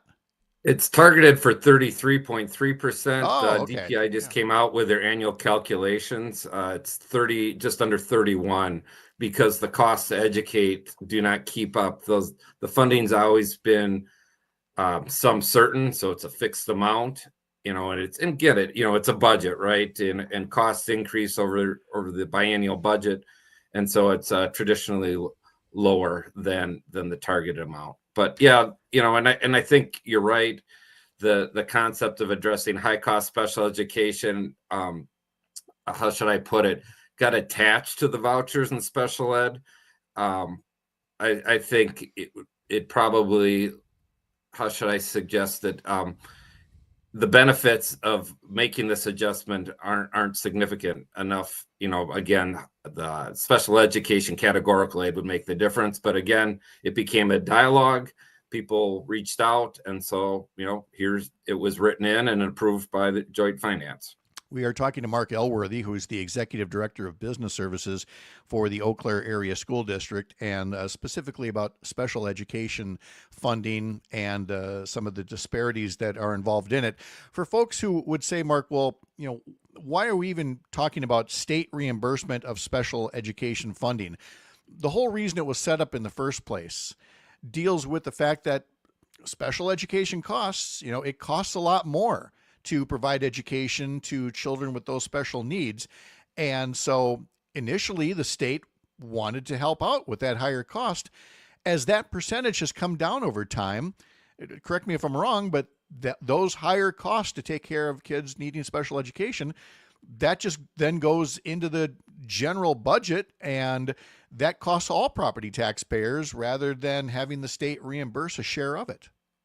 Yeah, exactly. So in Eau Claire, we are projected to have to use our general fund dollars. $23.2 million is going to be used, or projected to be used. We're just wrapping up our budget right now to pay for special ed, which is mandated. Correct. And that's a direct result of underfunding of special education categorical aid. Yeah, our friend Chris Hambuck-Boyle puts up on Facebook, private schools are guaranteed the amount given in the budget. Public schools are not, a point that you were making earlier as well. So here's the thing, and I know I've been banging this drum a lot. I'm going to bang it again anyway. 15 years ago, we were dealing with the start of the Great Recession and a budget shortfall of $3 to $6 billion, a shortfall of $3 to $6 billion. And we currently have a budget surplus of $4 billion. Nobody's saying give the whole $4 billion to me, even though a lot of people would like that. But for a part of that $4 billion, Mark, what could we do to make things better for the taxpayers of Eau Claire and other school districts if we somehow use some of that surplus as a way to reimburse special education costs? Well, because the funding hasn't occurred, Eau Claire, like many school districts, has had to go back to the public for referendums, right? So increased funding will decrease the likelihood of a district needing to go to referendum. Now that's, assuming that the investment is significant. Otherwise, we're just going to be playing on the edges. We'll live year to year or every 2 years or based on a referendum. Ours is 4 years long. We'll be right back there, but it's also sustainable. The other thing in Eau Claire is we've been frozen. We're a low revenue ceiling limit school district. And that was a conversation that was happening at the Capitol during budget negotiations. In the current budget, It was the first time in a significant increase of $800 on the revenue limit that benefited Eau Claire. And why is that significant? Because when revenue limits started in 1993, Eau Claire was in its own economic recession. One of the largest employers was about to shutter. And so the school board purposely levied at a lower rate because that's what the community could afford. We've been frozen in time. We've had an adjustment, but that's another type of state aid that would allow us flexibility and just allow us, it funds education in a more significant and longitudinal manner. And I want to end on that note that Eau Claire had kept that level low in the early 90s because the Uniroyal tire plant was closing up. And so it was to protect property taxpayers. But Eau Claire's been penalized ever since, being frozen in for a school funding system that is grossly outdated and in need of repair. With ideas coming our way this morning from Mark Elworthy of the Eau Claire School District. Mark, thank you so much. I appreciate your expertise. Have a great day. Thank you. Thank All you. right. Have a great day, too. When we come back together in our next hour, we will be talking to Earl Ingram and Melissa Baldoff. I'm Pat Kreitlow. You're up north.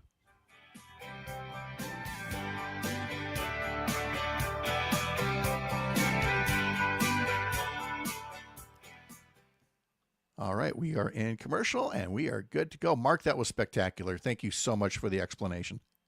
Oh, thank you. And please know, and I appreciate Mike Johnson and the school district gives me a thumb up. So anytime, I'm more than happy to be a resource. And I don't know if Chris told you, I did work at DPI for 3 years before coming back to Eau Claire. So my team is part of that my former team is part of that calculation component. So. That is awesome. All right. Sounds great. Yeah. Mark, thank you again. Have a great day. Thank We'll you. talk Take again care. soon. Have a All good right. one. See ya. You bet. How's Jimmy doing today?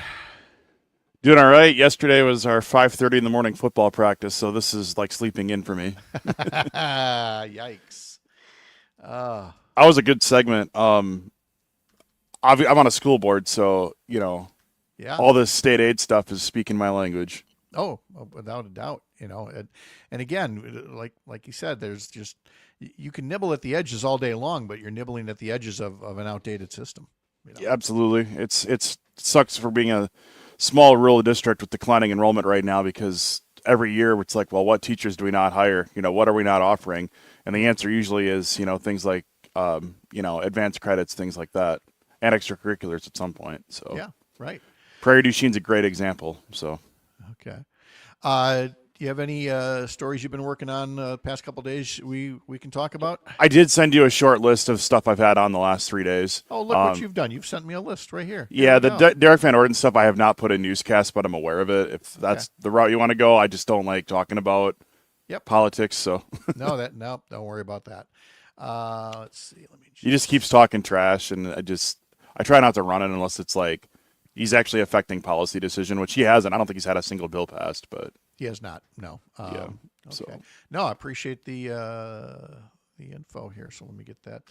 there's also some dairy breakfast. The Buffalo County one's the closest to my coverage area in La Crosse, but most of the areas here are done with dairy breakfast. So Yeah. Okay. Good. We got 60 seconds until we come back. So I'm just going to read through these notes, and I'll be back your way in just a bit. sounds good.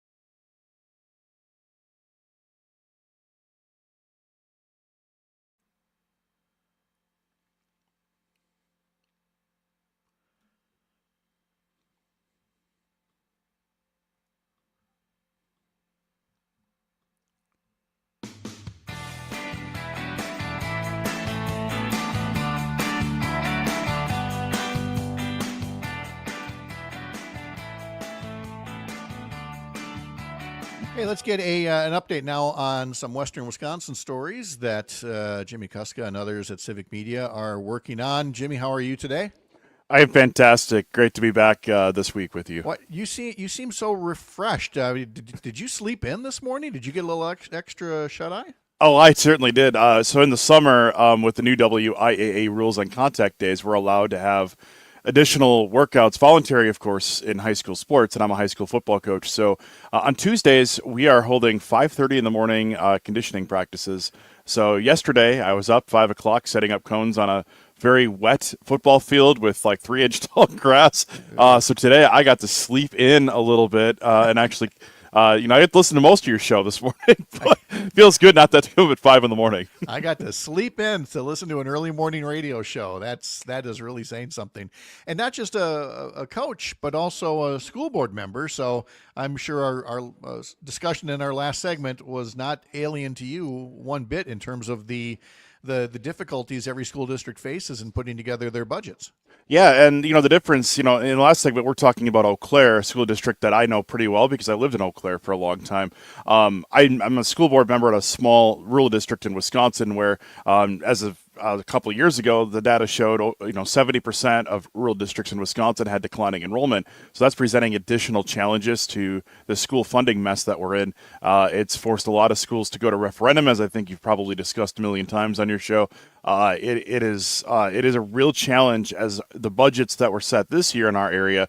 A lot of schools used to have some leeway or put some money away in fund balance for future capital projects. They can't do that now. We're going with like a zero mistake budget for next year, where if a boiler goes out, if there's a $100,000 repair, there's no cushion in the budget for stuff like that, just to maintain services and staffing for the students. Because ultimately, what are schools here? They're here to serve the kids, right? And that's the route we went in our district. But it is a fascinating discussion, and unfortunately, the current budget process is showing that it's not really a priority right now, but for the legislature as it is. But certainly, it is a very complicated issue, and I really appreciate you having guests on like the one you just had on talking about it, because it's a lot to wrap your head around, and it's good to have someone that knows the ins and outs of it. Pat, you muted yourself. I did, didn't I? Sorry, I was slurping some coffee earlier here. I apologize.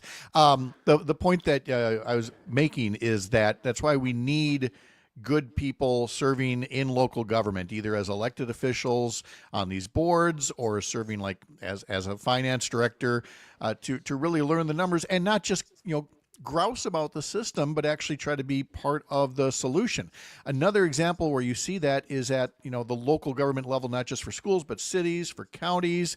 You're telling me in La Crosse, you've got a note that the roof is leaking at the La Crosse Center and needs repairs. And so the board there had to decide last night whether to allocate funding for that. We all love talking about these shiny new buildings going up, schools and civic centers and things like that, but you still got to do the maintenance.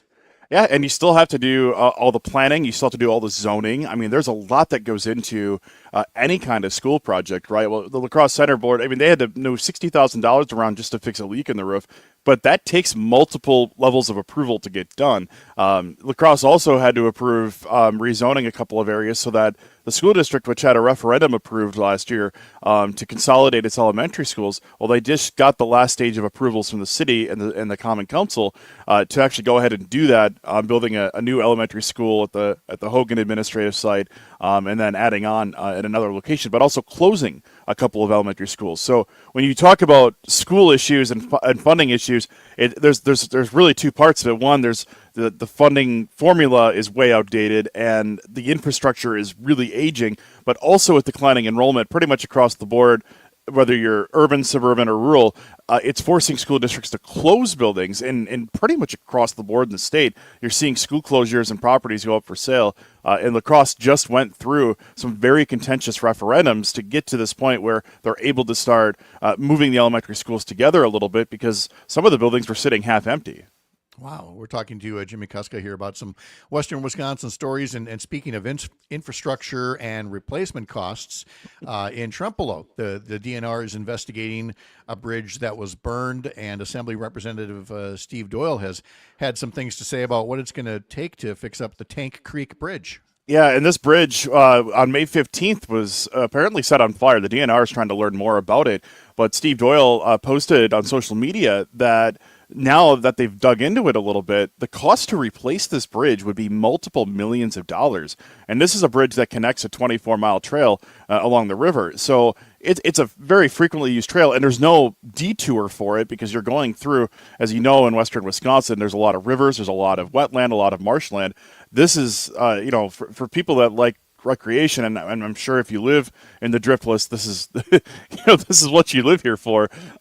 It's a really, really important thing. When you talk about, bridges and road repairs and stuff, you're not necessarily always talking about what we drive vehicles across, but to have something safe for people to go across in some of these areas that are geographically challenging, multiple millions of dollars to replace this bridge that, again, the DNR is actively putting out press releases asking, can you help us find out who did this? Because the fire that happened to the bridge actually moved some of the supports, melted some of the supports, and now the cost to replace it could be exceedingly high. Yeah. Jimmy Kuska gives us updates on what's happening in the west central Wisconsin area. That would include dairy breakfast. You list out here some in Hayward, Grantsburg, Thorpe, Elroy, Cochrane. You going to one of them this weekend?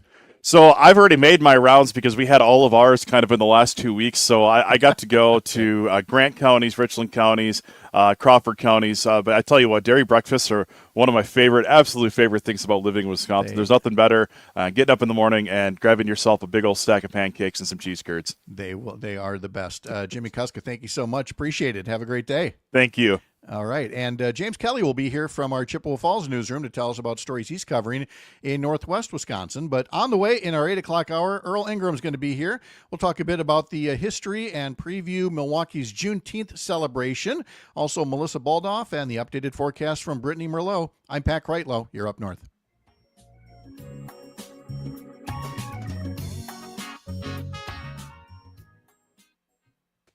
And there we are. Break. Thank you, Jimmy. Hey, thank you. I hope I did okay with that. That's a little different for me. So I absolutely loved it. Thank you for doing that, and I'll look forward to doing it again next Wednesday, and we'll do a little sports on the Monday. Appreciate it, man. Take care. All right, have a great day. See ya. Pat, were you getting echo during that? A little bit. I think I don't know if Jimmy was using his computer speaker or I thought he had headphones on, but he was getting bleed through somewhere on there. So. Yeah, I don't know. I could not figure that out. Feel free to send him a note and ask if he was using a speaker or something that he can turn down. Okay. Okay. All right. Let's see. Let's make sure Earl's connection is good. Hi, Earl. How are you? I'm fine. Good morning. Hey, good morning. So I stole the Juneteenth one just because I saw you're going to be on Todd's show later today talking about Juneteenth. So absolutely, I assumed you're okay if we talk about that. Absolutely. Was there anything else on your to-do list for today for me? Yeah. Well, I guess we could talk a little bit about the fact that the city of Milwaukee skyline is listed as one of the top 17 in the world by Architectural Digest. Oh, okay. And people may be surprised, but Milwaukee is the downtown skyline is transformed, and it's absolutely beautiful. People have no idea, no concept of what has happened. Many people still look at Milwaukee as the Laverne and Shirley. Yeah, but it's certainly long since paced that. The other thing is there's the largest wood lumber building in the world that is right now going up in Milwaukee. Yeah, I just saw some kind of a headline about that, and I was really wanted to learn more. Timber. It's a timber building. Actually. A timber building. That's crazy. Wow. So we want to learn more about that too. All right, that sounds great. So that's good for a start. So I'll tuck you back in for the rest of the newscast and see you after the weather. Real quick, Earl, is there a TV or something that's on in the background? Yes. You want to turn it down? Yeah, could you turn that down, please? All right. Okay. Thank you. Appreciate it. Right. Thanks, Earl.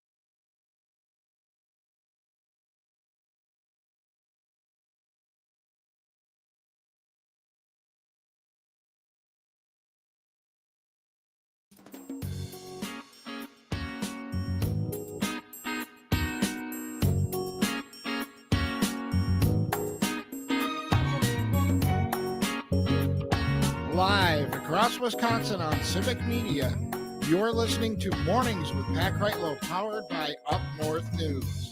Now, from our Lake Wissota studio, here is the founding editor of Up North News, Pat Kreitlow. Hey, good morning. It is 8:06. Nice to have you here up north on this Wednesday, June 18th. I'm up here in Chippewa Falls. Parker Olson is in Madison Studio A2. We will be joined shortly by Earl Ingram, and then later Melissa Baldoff. James Kelly will give us an update from our Chippewa Falls newsroom as well. But first, here's meteorologist Brittany Merlot to tell us that there's some rain going on out there. And then there's going to be some more rain. And then there's going to be some heat, some high heat. You really simplify it, Pat. Yep. Yeah. Yep. That's basically what's going to happen. It's wet and then it's hot. Thankfully, I don't have to give you the specifics. Brittany tracks all of those things. So here's where she says it's going to go. Here we go. It's summer, right? Well, not officially yet. Meteorologically, it is. But the first day of summer is just 2 days away, and we are definitely going to be feeling it. So here's what we've got going on this morning. It's upper 50s temperature-wise up north. We've got some sunshine. Lucky you. Down south, not the same. It is cloudy, overcast, low 70s, so a little bit warmer, and we've got some rain moving in. Milwaukee, Racine, Kenosha, you're about to get some. Also, more is moving into western parts of the state, south. A lot of southern parts of the state are going to get hit with some soaking rain today. We could see some thunderstorms embedded in there too.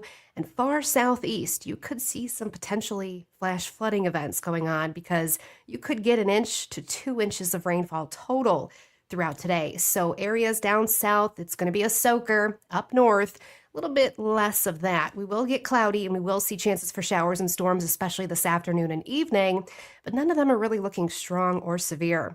So as we go through tomorrow, we are going to start to heat things up a little bit more. Upper 70s to low 80s. Showers and storms are expected again in the afternoon, and then another round at night, which could be strong to severe.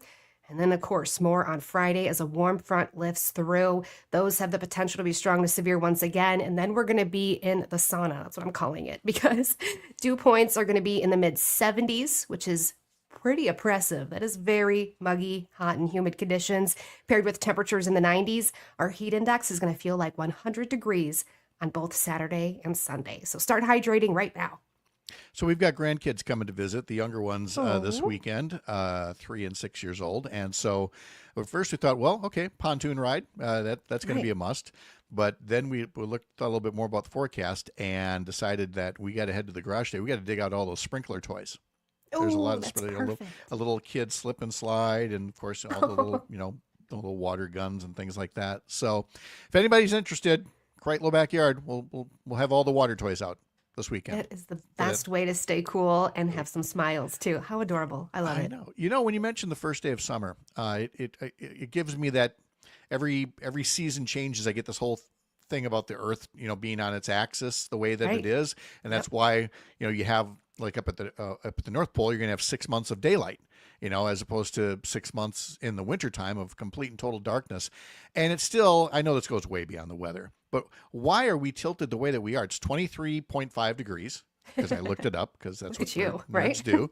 But why? Why is it tilted that much? Which gives us seasons and all those other good things. But, there's speculation that maybe a long time ago, there was a collision somewhere, out there that knocked us off our axis a little bit. But sounds about right. Yeah, I mean, it feels like the kind of thing, as some other planet went, I'm just going to slide by you right there. Don't worry about me. And they said, yep. Yeah, they said, as they went by, of course. Yep. And so it's just that's just my every 3 month appreciation for having seasons, because trust me, there's a lot to be said for living in the Caribbean. And don't get me wrong, there was a lot of good stuff about it. But when you leave and then come back, you realize how much you missed actual seasons. Oh, 100%. I'm a big fan of that. So sometimes you look at things with new eyes. Thank you, Brittany. Appreciate it. Have a great day. You're welcome. You too. And there's my transition to looking at things with new eyes. And that would be bringing in Earl Ingram here to be talking about things that he covers in Milwaukee for Civic Media. There he is, the pride of Washington High School. Earl, how are you? I'm doing fine. How are you? I'm doing great. Thank you for being here. When I say looking at things with new eyes, what I mean about Milwaukee is this. Sherry and I lived there from 1987 to 1991 while she was attending the medical college. And both our daughters were born at the old St. Luke's Hospital down there in Milwaukee. And as you know, with any major American city, it goes through its cycles. And the cycle in the late 80s, early 90s was not necessarily kind to Milwaukee. And I go back there now and look at it with a new set of eyes. And I fall in love with it all over again each time going down there at the improvements that are being made. Obviously, it is far from perfect. There's always work to be done.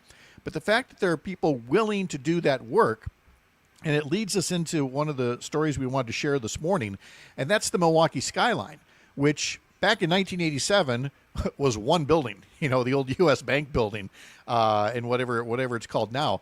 That skyline looks a lot different after all these years, and there are folks around the country that have taken notice. Well, actually, I'd say folks around the world. Yeah. Architectural Digest has rated Milwaukee skyline as one of the top 17 in the world. And that's an amazing accomplishment for the city of Milwaukee, considering it's in competition here in the United States. When you think about skylines, you think about New York City, Chicago, Seattle, and those types of cities. And then you also think globally, you think about, Hong Kong, Dubai, Tokyo, Shanghai, Toronto. Those are all spectacular skylines, and now Milwaukee is listed as one of those top 17. And so for people who live in this state who have not visited Milwaukee, they have no concept, no clue whatsoever about the beauty that is downtown Milwaukee and the skyline that continues to evolve. Well, and again, it does so in a way that when you go, well, wait, it's one of those smaller cities. Well, yeah, what you don't have there is you don't have the clutter. You have the diversity of the designs, which means the diversity of the usage that's in there. And again, it really reflects improvements that have been made in the city over time. And I mean, those improvements are, continuing to this day. I mean, you've got something that's going up there. What's it going to be called? The largest ever timber constructed building, something like that. It's called the Edison. It's mass timber, an engineered product created by combining layers of lumber into strong material touted for its environmental benefits and aesthetic appeal. Milwaukee had the largest building of that nature, and they held that for a few years. And then in, why am I blanking? Australia, okay. They eclipsed that tower that Milwaukee has had the honor of having the largest building, and we now turn around and we're eclipsing the one that they have in Australia. But beautiful, beautiful architecture, beautiful, beautiful building. And so again, if people who haven't been downtown Milwaukee, the aesthetics of it during the summer, we're about to kick off Summerfest on tomorrow. And if you haven't been to the Summerfest grounds and that lake that's been developed to some degree, spectacular. The building itself, as Earl mentioned, is called the Edison, and it is going to be 32 stories tall, 378 apartment units there.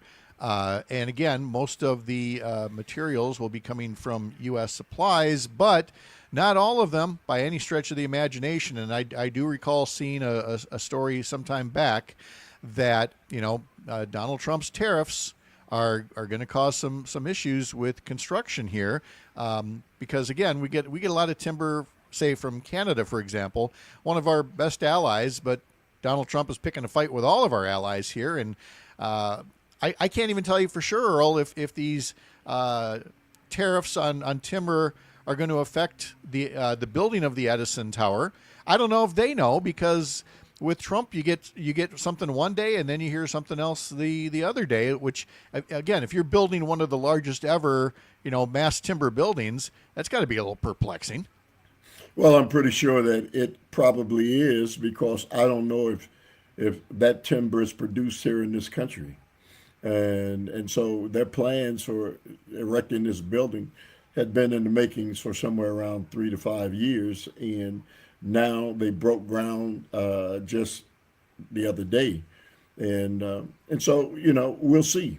But after it's all said and done, it's going to be another beautiful, beautiful addition to what is absolutely a beautiful, beautiful downtown Milwaukee. Oh yeah, absolutely. I was looking at. I did just find an article from Tom Dakin in the Journal Sentinel about the imported materials that are there, and some of those imported materials are not going to arrive until spring of next year, and so.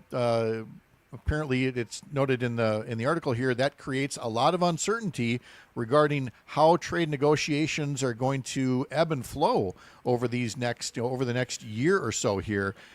But when all is said and done, because this mass timber type of construction is more environmentally sustainable, it is closer to carbon neutral, it's going to reduce construction costs. And again, it just comes back to the smart kind of construction that's going on in Milwaukee and some of these other cities, because I mean, Earl, anybody can slap something together, but when you actually put some thought into the process, you end up having a downtown that is much more, workable as a result, and where people actually still want to work and play. And the funny thing is, for all the grousing you hear from some of our suburban friends out there, they still need a place like Milwaukee to come work and play. Well, absolutely, and that will be forthcoming in the next month or so with all the different festivals and all the different activities that take place in downtown Milwaukee. Yeah, they sure will. Not the least of them being the Brewers taking on the Cubs. Now they're doing that at Wrigley right now, but that Central Division showdown, will be coming back here to Milwaukee before you know it. The Cardinals were just here in town last week. The Brewers, unfortunately, are on the losing end of yesterday's opener of that series with the Cubs. I believe the final score was 5-3 here. There was this 2-run home run by Isaac Collins at one point, and unfortunately, Chad Patrick, the starting pitcher, just couldn't hold back a fifth-inning rally, so the Cubs go on to win by a score of 5-3. The Cubs are now up in the division, 6.5 games over the second-place Brewers. They'll go back tonight to Wrigley Field and try to even out the series. The pregame will be starting at 6:30 on several civic media stations. Jacob Mizorowski will be pitching in his second ever major league game. And that's good news because, the kid had a no-hitter through 5 innings, but then was feeling some cramps and some soreness and left the game. I was fearing the worst, but apparently, things are okay, that he's getting set to get started against the Cubs here again tonight. So you can hear that on several civic media stations.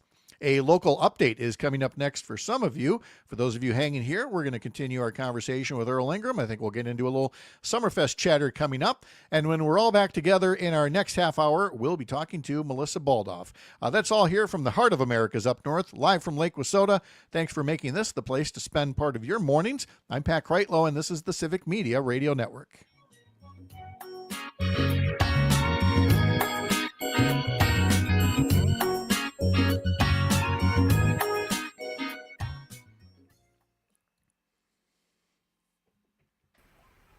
All righty. We got this 3-minute break here ahead of us now, Earl. You mentioned Summerfest. So I wanted to ask if it's something, have you been a regular attendee, or are there other festivals that, are near and dear to your heart when summer breaks out in Milwaukee? Well, you're looking at the guy who was at the first Summerfest. And so you're talking about, I don't know, it might have been 1970s, somewhere around there. Yeah. And the first Juneteenth day, which was in 1972. So, I remember the Summerfest grounds when it was just a bunch of gravel. And Michael Jackson and the Jackson 5 at that time being, the big group. They had one stage. And so it's evolved to what it is now. So And many different festivals, many different things going on. Not the least bit Bastille Days, amongst others. Yeah. Okay. Sounds great. Yeah. We'll maybe end with that. We'll start with the Juneteenth stuff coming right out of the break, which is in 2 minutes. So I'll come get you at that mark. I'll see you in a bit. All right.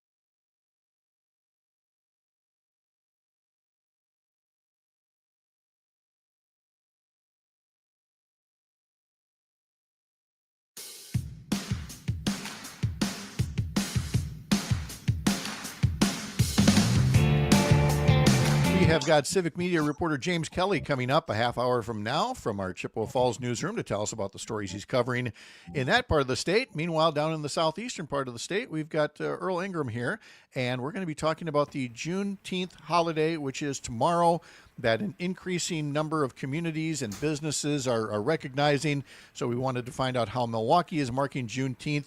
But Earl, obviously, because it's still a relatively new holiday for a chunk of the population, I think we need to explain once again the origins, the long ago origins of Juneteenth, which are frankly finally getting recognized, finally getting their due. But tell us what it's all about from the beginning. Well, Juneteenth Day has been celebrated going back to the 1800s. But what really transpired is people didn't really understand 1776, the birth of our America's independence. And so people celebrated Independence Day for this nation, but that wasn't the case for slaves. And so people often say, well, why does there need to be a Juneteenth Day, an Independence Day? There's already an Independence Day. Well, it wasn't for all Americans. And so the ancestors of our ancestors didn't get that feeling. And it was back in Galveston, Texas, where the first time that people realized that, slavery had ended. And so, because of that, this history, which should be American history, right now, we've got a president that's doing away with all history, especially history that relates to people of color in this nation. The story and the history of Juneteenth Day and what transpired and the freedom and the importance of that needs to be taught in this nation so that history is never forgotten. So Juneteenth Day in the city of Milwaukee is, without question, one of the largest Juneteenth days in the entire country. And I have certainly celebrated it since its inception. Back in about 1972, I was 18 years old. And I remember the excitement with having this opportunity to bring all those people together. And I think it was probably in about a 10-block radius, and to see your community together and celebrating something as important as the end of slavery, the physical ending of slavery is what's worthwhile and something I'll never forget.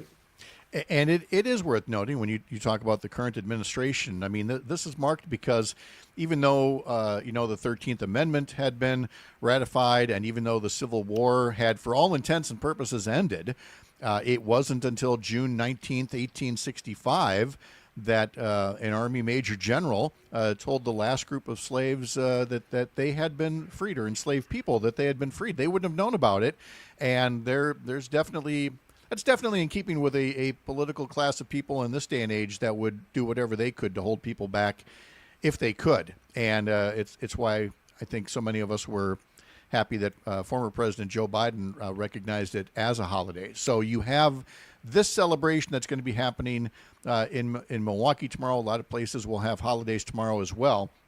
And in many ways, it does get us rolling on the summer festival season in Milwaukee. And I was going to ask you about Summerfest. And of course, why would I not be surprised to hear you were at the first Summerfest back in 1970? Well, Summerfest and the lakefront in 1970 was a far cry from what it is today. And it was, never will forget, it was gravel, muddy, and the Jackson Five, then Michael Jackson and the Jackson Five, were one of the first acts. And I remember him as a very young boy, and a group of us gathering together and enjoying that. But to see where it's come to now, it's an internationally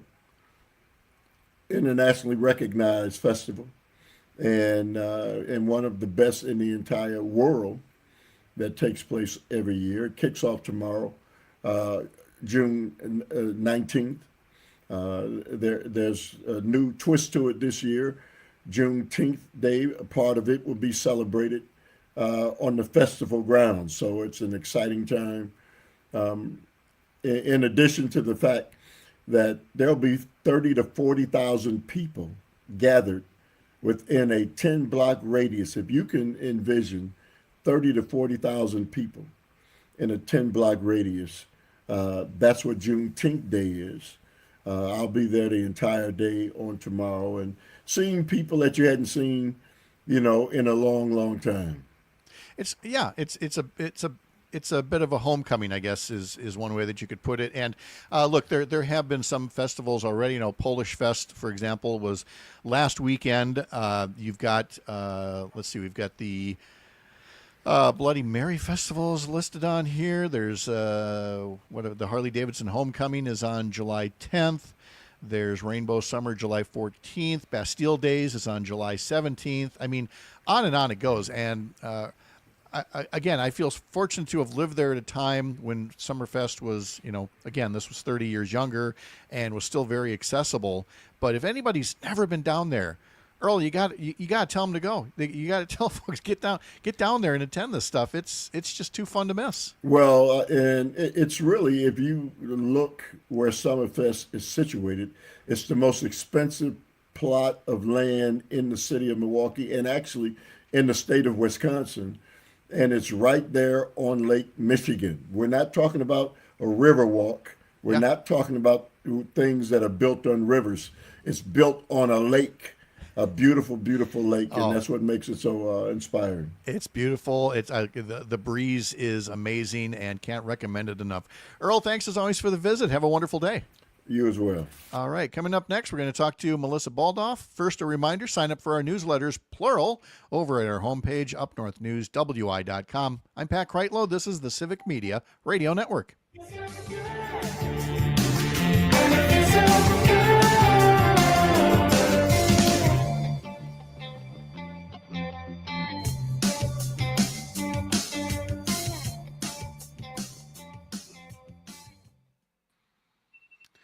How's Melissa today? I'm doing all right. How are you? All right. Did you get to Polish Fest at all? No, because we were at convention. Oh, that's right. It went all the way through Sunday. See, I still very much have a Friday, Saturday frame of mind on the convention. It would be real nice if it was Friday, Saturday. It would also, Mike Tate, yeah. Mike Tate had a long post about that, and I couldn't have agreed more that and he wasn't mean about it. He was like, look, people wanted to try it. I think we should say we tried it and we need to go back. I agree. That's my 2 cents. It's my 2 cents. I don't know. I'm happy to talk about that after the commercial break if you are, but let's see. What else? Did you have any other thoughts on the convention? because I know you're very, very tied up with the election. But Yeah. anything else stick out to you? Yeah, just it was great to see people. But yeah, I mean, I definitely appreciate the, Mm-hmm. the Friday, Saturday, and also just generally finding ways to make the convention more accessible for people because it's expensive Mm-hmm. for folks, and it's something that is not necessarily accessible if you can't get off of work, if you don't work a typical, Monday through Friday, 9 to 5 that gives you paid time off. If you are a single parent and you don't have childcare, it can be difficult to go, and we want to make sure that this is an event that is as accessible to as many people as possible. Yeah. So. Yep. Festival wise, okay. So, but we do have some royalty in the family now. However, our niece Everett, Joe's sister's oldest, who is 6.5, won her age group of the Polish Little Miss Polish Fest pageant. Aw. So we have royalty in the family. Aw, that's awesome. Mm-hmm. And her younger sister was third place in her age group. Okay. Mm-hmm. So besides Summerfest, are there any other fests that are musts for you? I mean, German Fest. The Zapecki crew is similarly engaged in German Fest the way they are with Polish Fest. So sure. Joe will be there, grilling up brats and sausages at the German club stand, as he always does. So we'll definitely do that and have some Summerfest plans too. My sister and her crew are coming up next weekend to go to Summerfest with us. Okay, sounds good. Yeah. Are you still being absolutely assaulted by tree pollen or whatever spring allergies are hitting everybody up here? Not as bad, but I think that I am going to end up with, a bad headache today, just because of the I'm really affected by the changes in pressure when the weather shifts fast. Yeah. So I mean, yesterday it was 90 degrees, and today it's going to be 70, and it's raining. So I fear a headache coming on because of that, but hopefully that won't be the case. I hope not. Okay, sounds good. All right, we got 1 minute. I'll come get you then.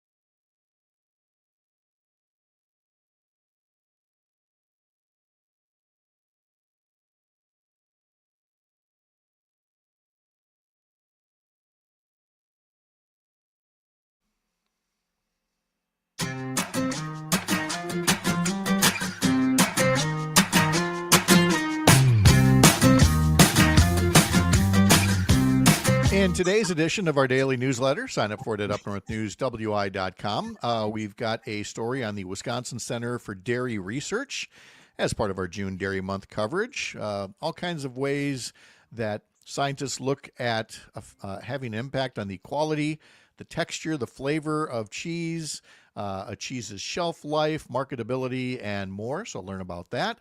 Learn specifically about Colby cheese, part of one of the many that were invented right here in Wisconsin. Also an article about Door County fish boils. We're getting to that season as well. And then up on our website, several stories that you should be checking out as well, including 9 Wisconsin businesses staffed by people living with disabilities, and a recap of some of the best fly fishing spots in Wisconsin. All of that and more on our website, upnorthnewswi.com. Remember, if you can't listen to us live, you can pod this program. Listen to us anytime on demand.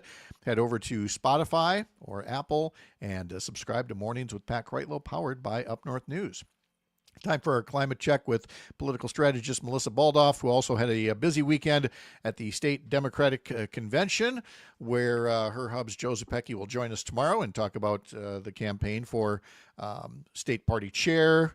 As usual, everybody puts on a unified face for Devin Remaker, but Joe could not have been more gracious in thanking Devin and William Garcia. And Melissa, I think you'd probably add a special thank you to all the folks who helped back Joe during his campaign. How are you doing today? I'm doing great. And yes, thank you so much to everybody who, supported Joe, of course, but also just everybody who was able to show up and attend the convention. It was a really lovely weekend. And it was, a fun and different experience for me, having been to so many of these as somebody who was a staff person for WisDems and helping to put on the convention for a number of years, and then attending them with various bosses or candidates, clients over the years, and so this was my first one, just kind of going to, but not really just going to, because I was there with my husband running for party office. So it was a little bit different experience all around, but still a good one. Yeah, very much so. And I had forgotten, and I've done this a couple of times now, showing my age, but the convention moved to a Saturday, Sunday format recently. Well, I don't know how recently, but I was used to it being a Friday, Saturday thing. And I will take note that former state party chair Mike Tate had a post the other day about that, this was an interesting experiment, but maybe we should revisit the Friday, Saturday format. I'm not going to say one is right or wrong. I don't know if it's preference or logistics or whatever you want to call it. But if it was up to me, I'd still make it more of a Friday, Saturday thing. I don't know if you notice any difference in terms of turnout and, who's able to make it. Significant turnout difference. So there were, less than 1,000 votes cast for party chair at this convention. And the last time, 10 years ago, the last time there was a very hotly contested party chairs race, there were like 13 or 1,400 votes cast. So it was a significant drop off. And there was also a big drop off in the number of delegates that, registered versus who voted. So, I agree with Mike Tate that it's, an opportunity to look at, did the old format work better? I know that part of the reason people in the first place wanted to switch to Saturday and Sunday was just concerns maybe about, is that easier for people, than trying to take Friday off of work? But, I think that there's, good points on both sides. Like you said, it's something to look at. I would also say it's something to look at if there are virtual options for attendance, if there are ways that people can, maybe vote for a party chair, at their, congressional level caucus. So, I just think there's a lot we can talk about as a party to be more inclusive, to make this more accessible, because, going away for a weekend in the Dells over Father's Day weekend is not cheap. And, we want to bring in more people. And, if you can't afford to go stay at a resort or a hotel nearby for the weekend, you're priced out of going. If you're maybe somebody who doesn't work, Monday through Friday, 9 to 5 job, and you have to work on the weekends, then you're not able to go. If you're a single parent who doesn't have anyone to watch your kids, so you can go, those are all things that make it, put up a barrier to people being able to participate in the process. And as Democrats, we believe in making our party more accessible to everybody. And, if we want to bring in more people and get them as a part of the process, I think it's worth conversations. From Ardith on Facebook, I was sorry to see Joe come up short, but I hope you two will continue to be very visible because I think you are the future of Wisconsin fair and honest government. That was nice of you, Ardith. Thank you for Well, that putting was that very up. kind to hear. Thank you so much, Ardith. And not everybody from the family could be a part of the convention because there was split allegiances. There were people that had to get over to Polish Fest, but for good reason, I hear. Yes, absolutely. So usually our family is at Polish Fest, and usually quite a number of Joe's family is working at Polish Fest. And this year we have royalty in the family. I am so proud of our niece Everett, who is a Little Miss Polish Fest princess. We were so sad that we were not able to be there in person to cheer her on in her pursuit of the crown. But other family was there to support her, cheer her on. We got to see video and are so proud of her and her sister Micah, who was also a runner-up in her age group. So we're very proud of our little Polish princesses and look forward to celebrating Everett's reign alongside her and being at other festivals with the family over the summer. That is just wonderful, and I do believe German Fest is another big one that you and Joe like to attend. Absolutely. So anyone who wants to see Joe again, who likes what they've heard and seen from Joe Zepecki, can come find him at German Fest, where he will be, grilling brats. Yes, again, July 25th, 26th, 27th. So be on the lookout for that. We were talking with Earl Ingram in our last segment about all Summerfest and all the other festivals all summer long in the Milwaukee area. You really do want to check it out. Let's turn our attention to what's happening in politics. And this one's a little unusual because, obviously, in these climate check segments, we do want to talk about the virtues of things like the Inflation Reduction Act and the tax credits that are going to create a whole new generation of clean energy jobs. So I'm not diminishing those in any way, shape, or form when I set it up this way, Melissa, to say the House Trump big bloated boondoggle of a budget bill took out a lot of those credits. And also, of course, would do tremendous damage to Medicaid and all these other essential services. Now the bill's over in the Senate, and Senate Republicans there are not at all chagrined about what they're hearing about cuts to Medicaid and other vital programs. In fact, they added more cuts onto Medicaid and things like that. But they did salvage in their bill some of the green energy tax credits, which really tells you something about their priorities. Yes, it's good for the climate. It's good for all that. But, they actually made deeper cuts to Medicaid so that they could preserve some of these clean energy tax credits. It just says something about priorities these days. But I guess we'll take out the good news, take away the good news from it, that these tax credits, have some life support again to create new jobs in Wisconsin and elsewhere. Yes, yes. But I don't want to give them too much credit here because right. I don't want to say this is good news. I'm going to just say this is slightly worse news. Yes. Slightly less worse news. Yeah, slightly less worse news. So they did make some improvements to the House version, but they are still making very significant cuts to solar, wind, and other incentives here. So I would say this is definitely falling short of being supportive of clean energy tax credits. But, there are still some Senate Republicans talking about it.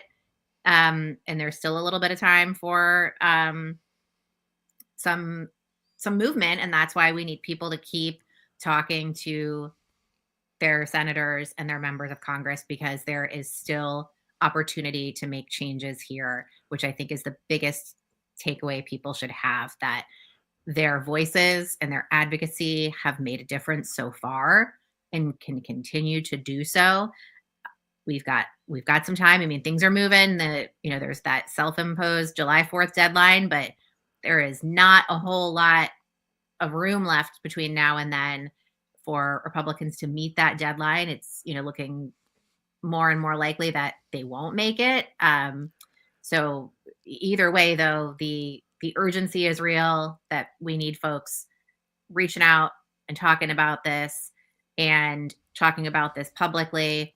What we're seeing from the Senate version is that they still would be phasing out these tax credits. They would just do it a little bit more slowly, right? Which is slightly good news. That slightly people would have less more worse. time, Yeah, right? But it really does fall short of giving people the ability to take advantage of these credits and improve their resilience, save money, and boost our economy. And by the way, just to show that they are still almost entirely in lockstep with Trump's priorities, the EV incentives that are meant to move the U.S. away from fossil fuels, those would be gutted even more rapidly under the Senate bill. So, it is really a case of self-interest where they see something that we've talked about in this segment before, that a lot of the clean energy jobs being created thanks to these tax credits in the Inflation Reduction Act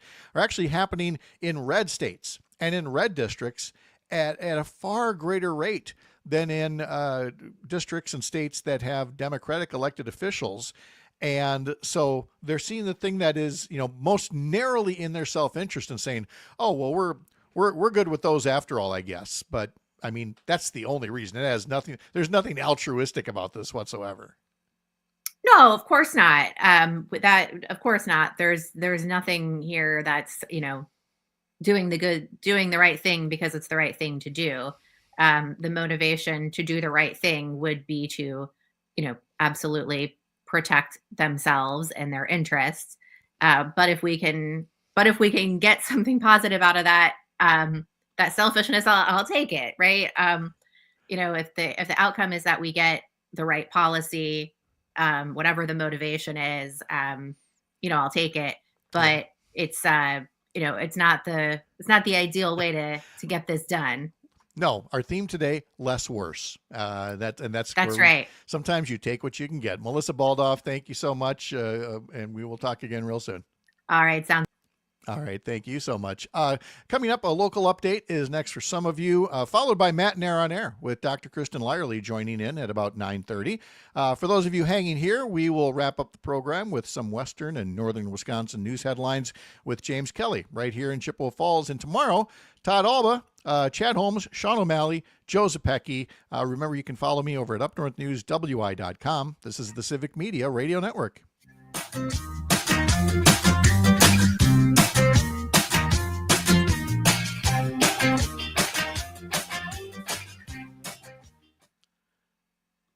Oh, there we go. How's James? Oh, good morning. How you doing? I'm good, thanks. Let's see. Where all were there protests besides Eau Claire? Well, they had the one up in Chippewa Falls, I think a couple hours afterwards. Okay. I just stopped by that one. And then there was Menominee and Superior, Rice Lake, Ashland, all over the place. Oh, okay. All right. Good. Good. And you doing anything fun for the weekend coming up?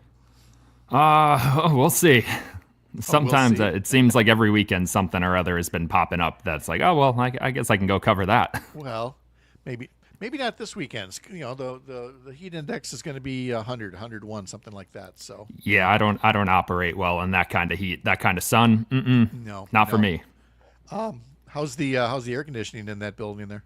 The air conditioning is actually quite good in this building. As you see, Okay. I'm even wearing a hoodie today, even though it's already 70-something degrees out. Oh, okay. Well, that's yeah. Good. It's always like it. I have to reset it in the morning down like 10 degrees from like 80. So by the time I actually like start feeling it, I'm like, oh, it's actually kind of chilly in here now. Gotcha. Okay. Let's see. I think actually I'm going to start with the solar project. Sure. Just because Melissa and I were actually going to cover it, and then I saw it on your list, and so we'll kind of make that transition, and then we'll get into some of these other ones, and we'll wrap up with goats. Sounds good. You never go wrong wrapping up with goats. No. All right, sounds good. See you in a bit.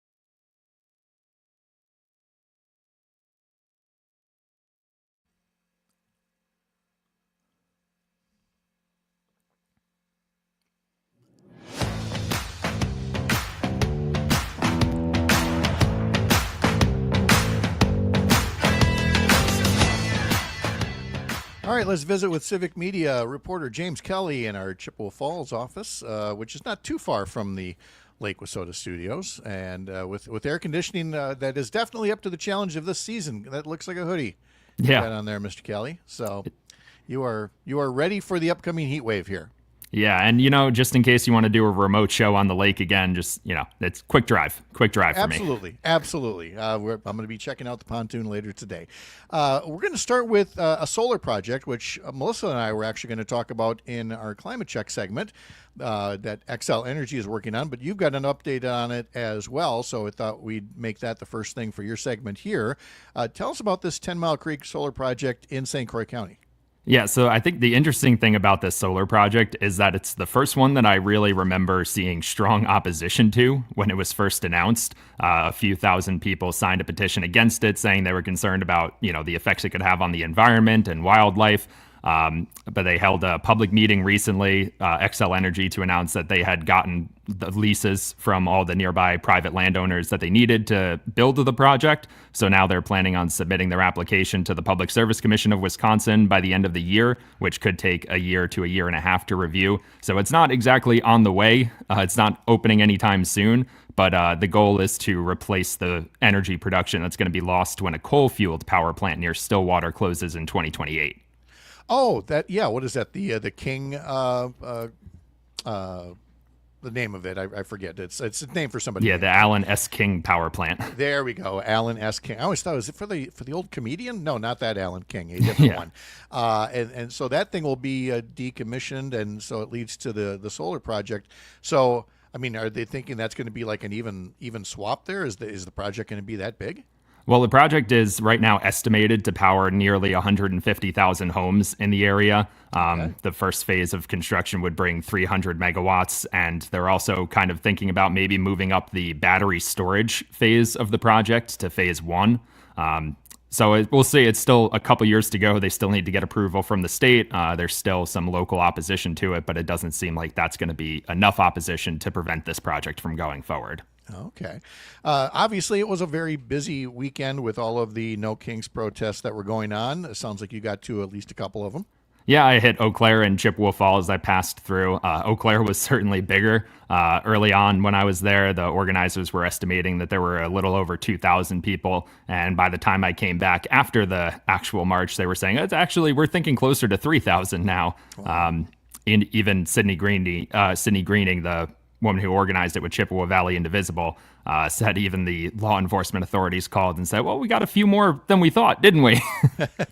They did. We heard from her. Selena Heller played some sound from her on Monday morning about it just exceeding, her expectations. And again, the friendliness, the positivity of the crowd. They were there to protest something, but they did so in a manner that was not at all a strain on law enforcement or anything like that. It really went as they'd hoped and better. Yeah, I saw a few minor counter protesters, not even really counter protesters. I mean, I saw one woman kind of hanging outside the side of her truck, waving a Trump 2024 flag. I was like, okay, if that's like the worst that counter protesting is going to get today, I'm going to just call this an all around great event for everybody. I think it worked out well. Our Trump supporter got to blow off some steam that way, so that's just fine. And those weren't the only events in western or northwest Wisconsin by any measure. No, we had Menominee, Ashland. I believe Hudson had one in River Falls, Rice Lake, Superior. They were all over northwestern Wisconsin. Obviously, couldn't travel to all of them, unfortunately, as much as I would like to. No, but you could definitely tell on social media, folks were posting from everywhere, and it was very much a unifying event for folks. Let's talk about some school districts up in our neck of the woods here. We had, of course, one of the finance folks from the Eau Claire School District on earlier in the day talking about the fiscal challenges that they have, and the ways that you can work with that at a small district level is to maybe consolidate positions, maybe do some job sharing. And so what's happening with a couple of districts up north? Yeah, so a committee for the Spooner Area School District actually recently approved this plan. It'll have to go to the full school board still. But essentially, the plan is to share 4 positions with the Northwood School District and the Shell Lake School District. Shell Lake, also another one of those schools that failed to pass a referendum on the April ballot. So they're having their own budget struggles. It would include 3 administrative positions from Northwood. That's Director of People Services, a Finance Manager, and Food Service Director. And I think the most interesting one is a physics teacher from Shell Lake. So we're getting to the point where schools are now sharing teachers to handle their budget issues. And, it's a unique solution to a problem that probably shouldn't exist. It shouldn't exist, and it's going to mean reduced opportunities for some kids who have an interest in some fields or the other, and again reflects the fiscal realities of what we're dealing with today. All right, let's close on a lighter note, and it's always a lighter note when I get to talk about goats, and especially if they're tackling buckthorn or some of the other invasive plants that are out there. And I can't explain my fascination with maybe getting a goat someday. I'd have to explain just the level of animosity I have toward the buckthorn that's growing along my property line. But in Superior, they're giving the goats a go. Yeah, they are giving the goats a go. At Billings Park, they have a problem with buckthorn, which is an invasive species. So they've just fenced off a certain area and they let the goats loose for about a week and a half. Apparently, the goats like to eat the buckthorn. It's better for the soil, better for the environment overall, better for other wildlife in the area than maybe pesticides or other removal methods of this invasive species. But it's nice to see the goats being put to work. And the before and after is going to be striking because, again, you get whatever algorithm, your social media, you get what you get in return. You click on a couple of goat videos, and next thing you know, I'm getting all these videos of before and after. When the goats are penned in properly to eat just the things that you want them to eat, and it is amazing what they get done. They've done this in Wausau and other places as well. James Kelly following all this for us from Chippewa Falls. Thank you, James. Have a great day. Have a good one. All right, good to see you. Nice to have everybody here for one more edition of these mornings powered by Up North News here on the Civic Media Radio Network. Matt Nair on Nair is next with Dr. Kristen Lyerly coming up at 9:30. My thanks to today's guests and an invitation to have you join us tomorrow morning, 6 a.m., right here, Up North.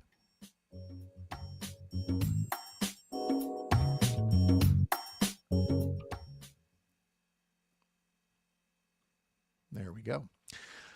All right, live streamers, have a great day.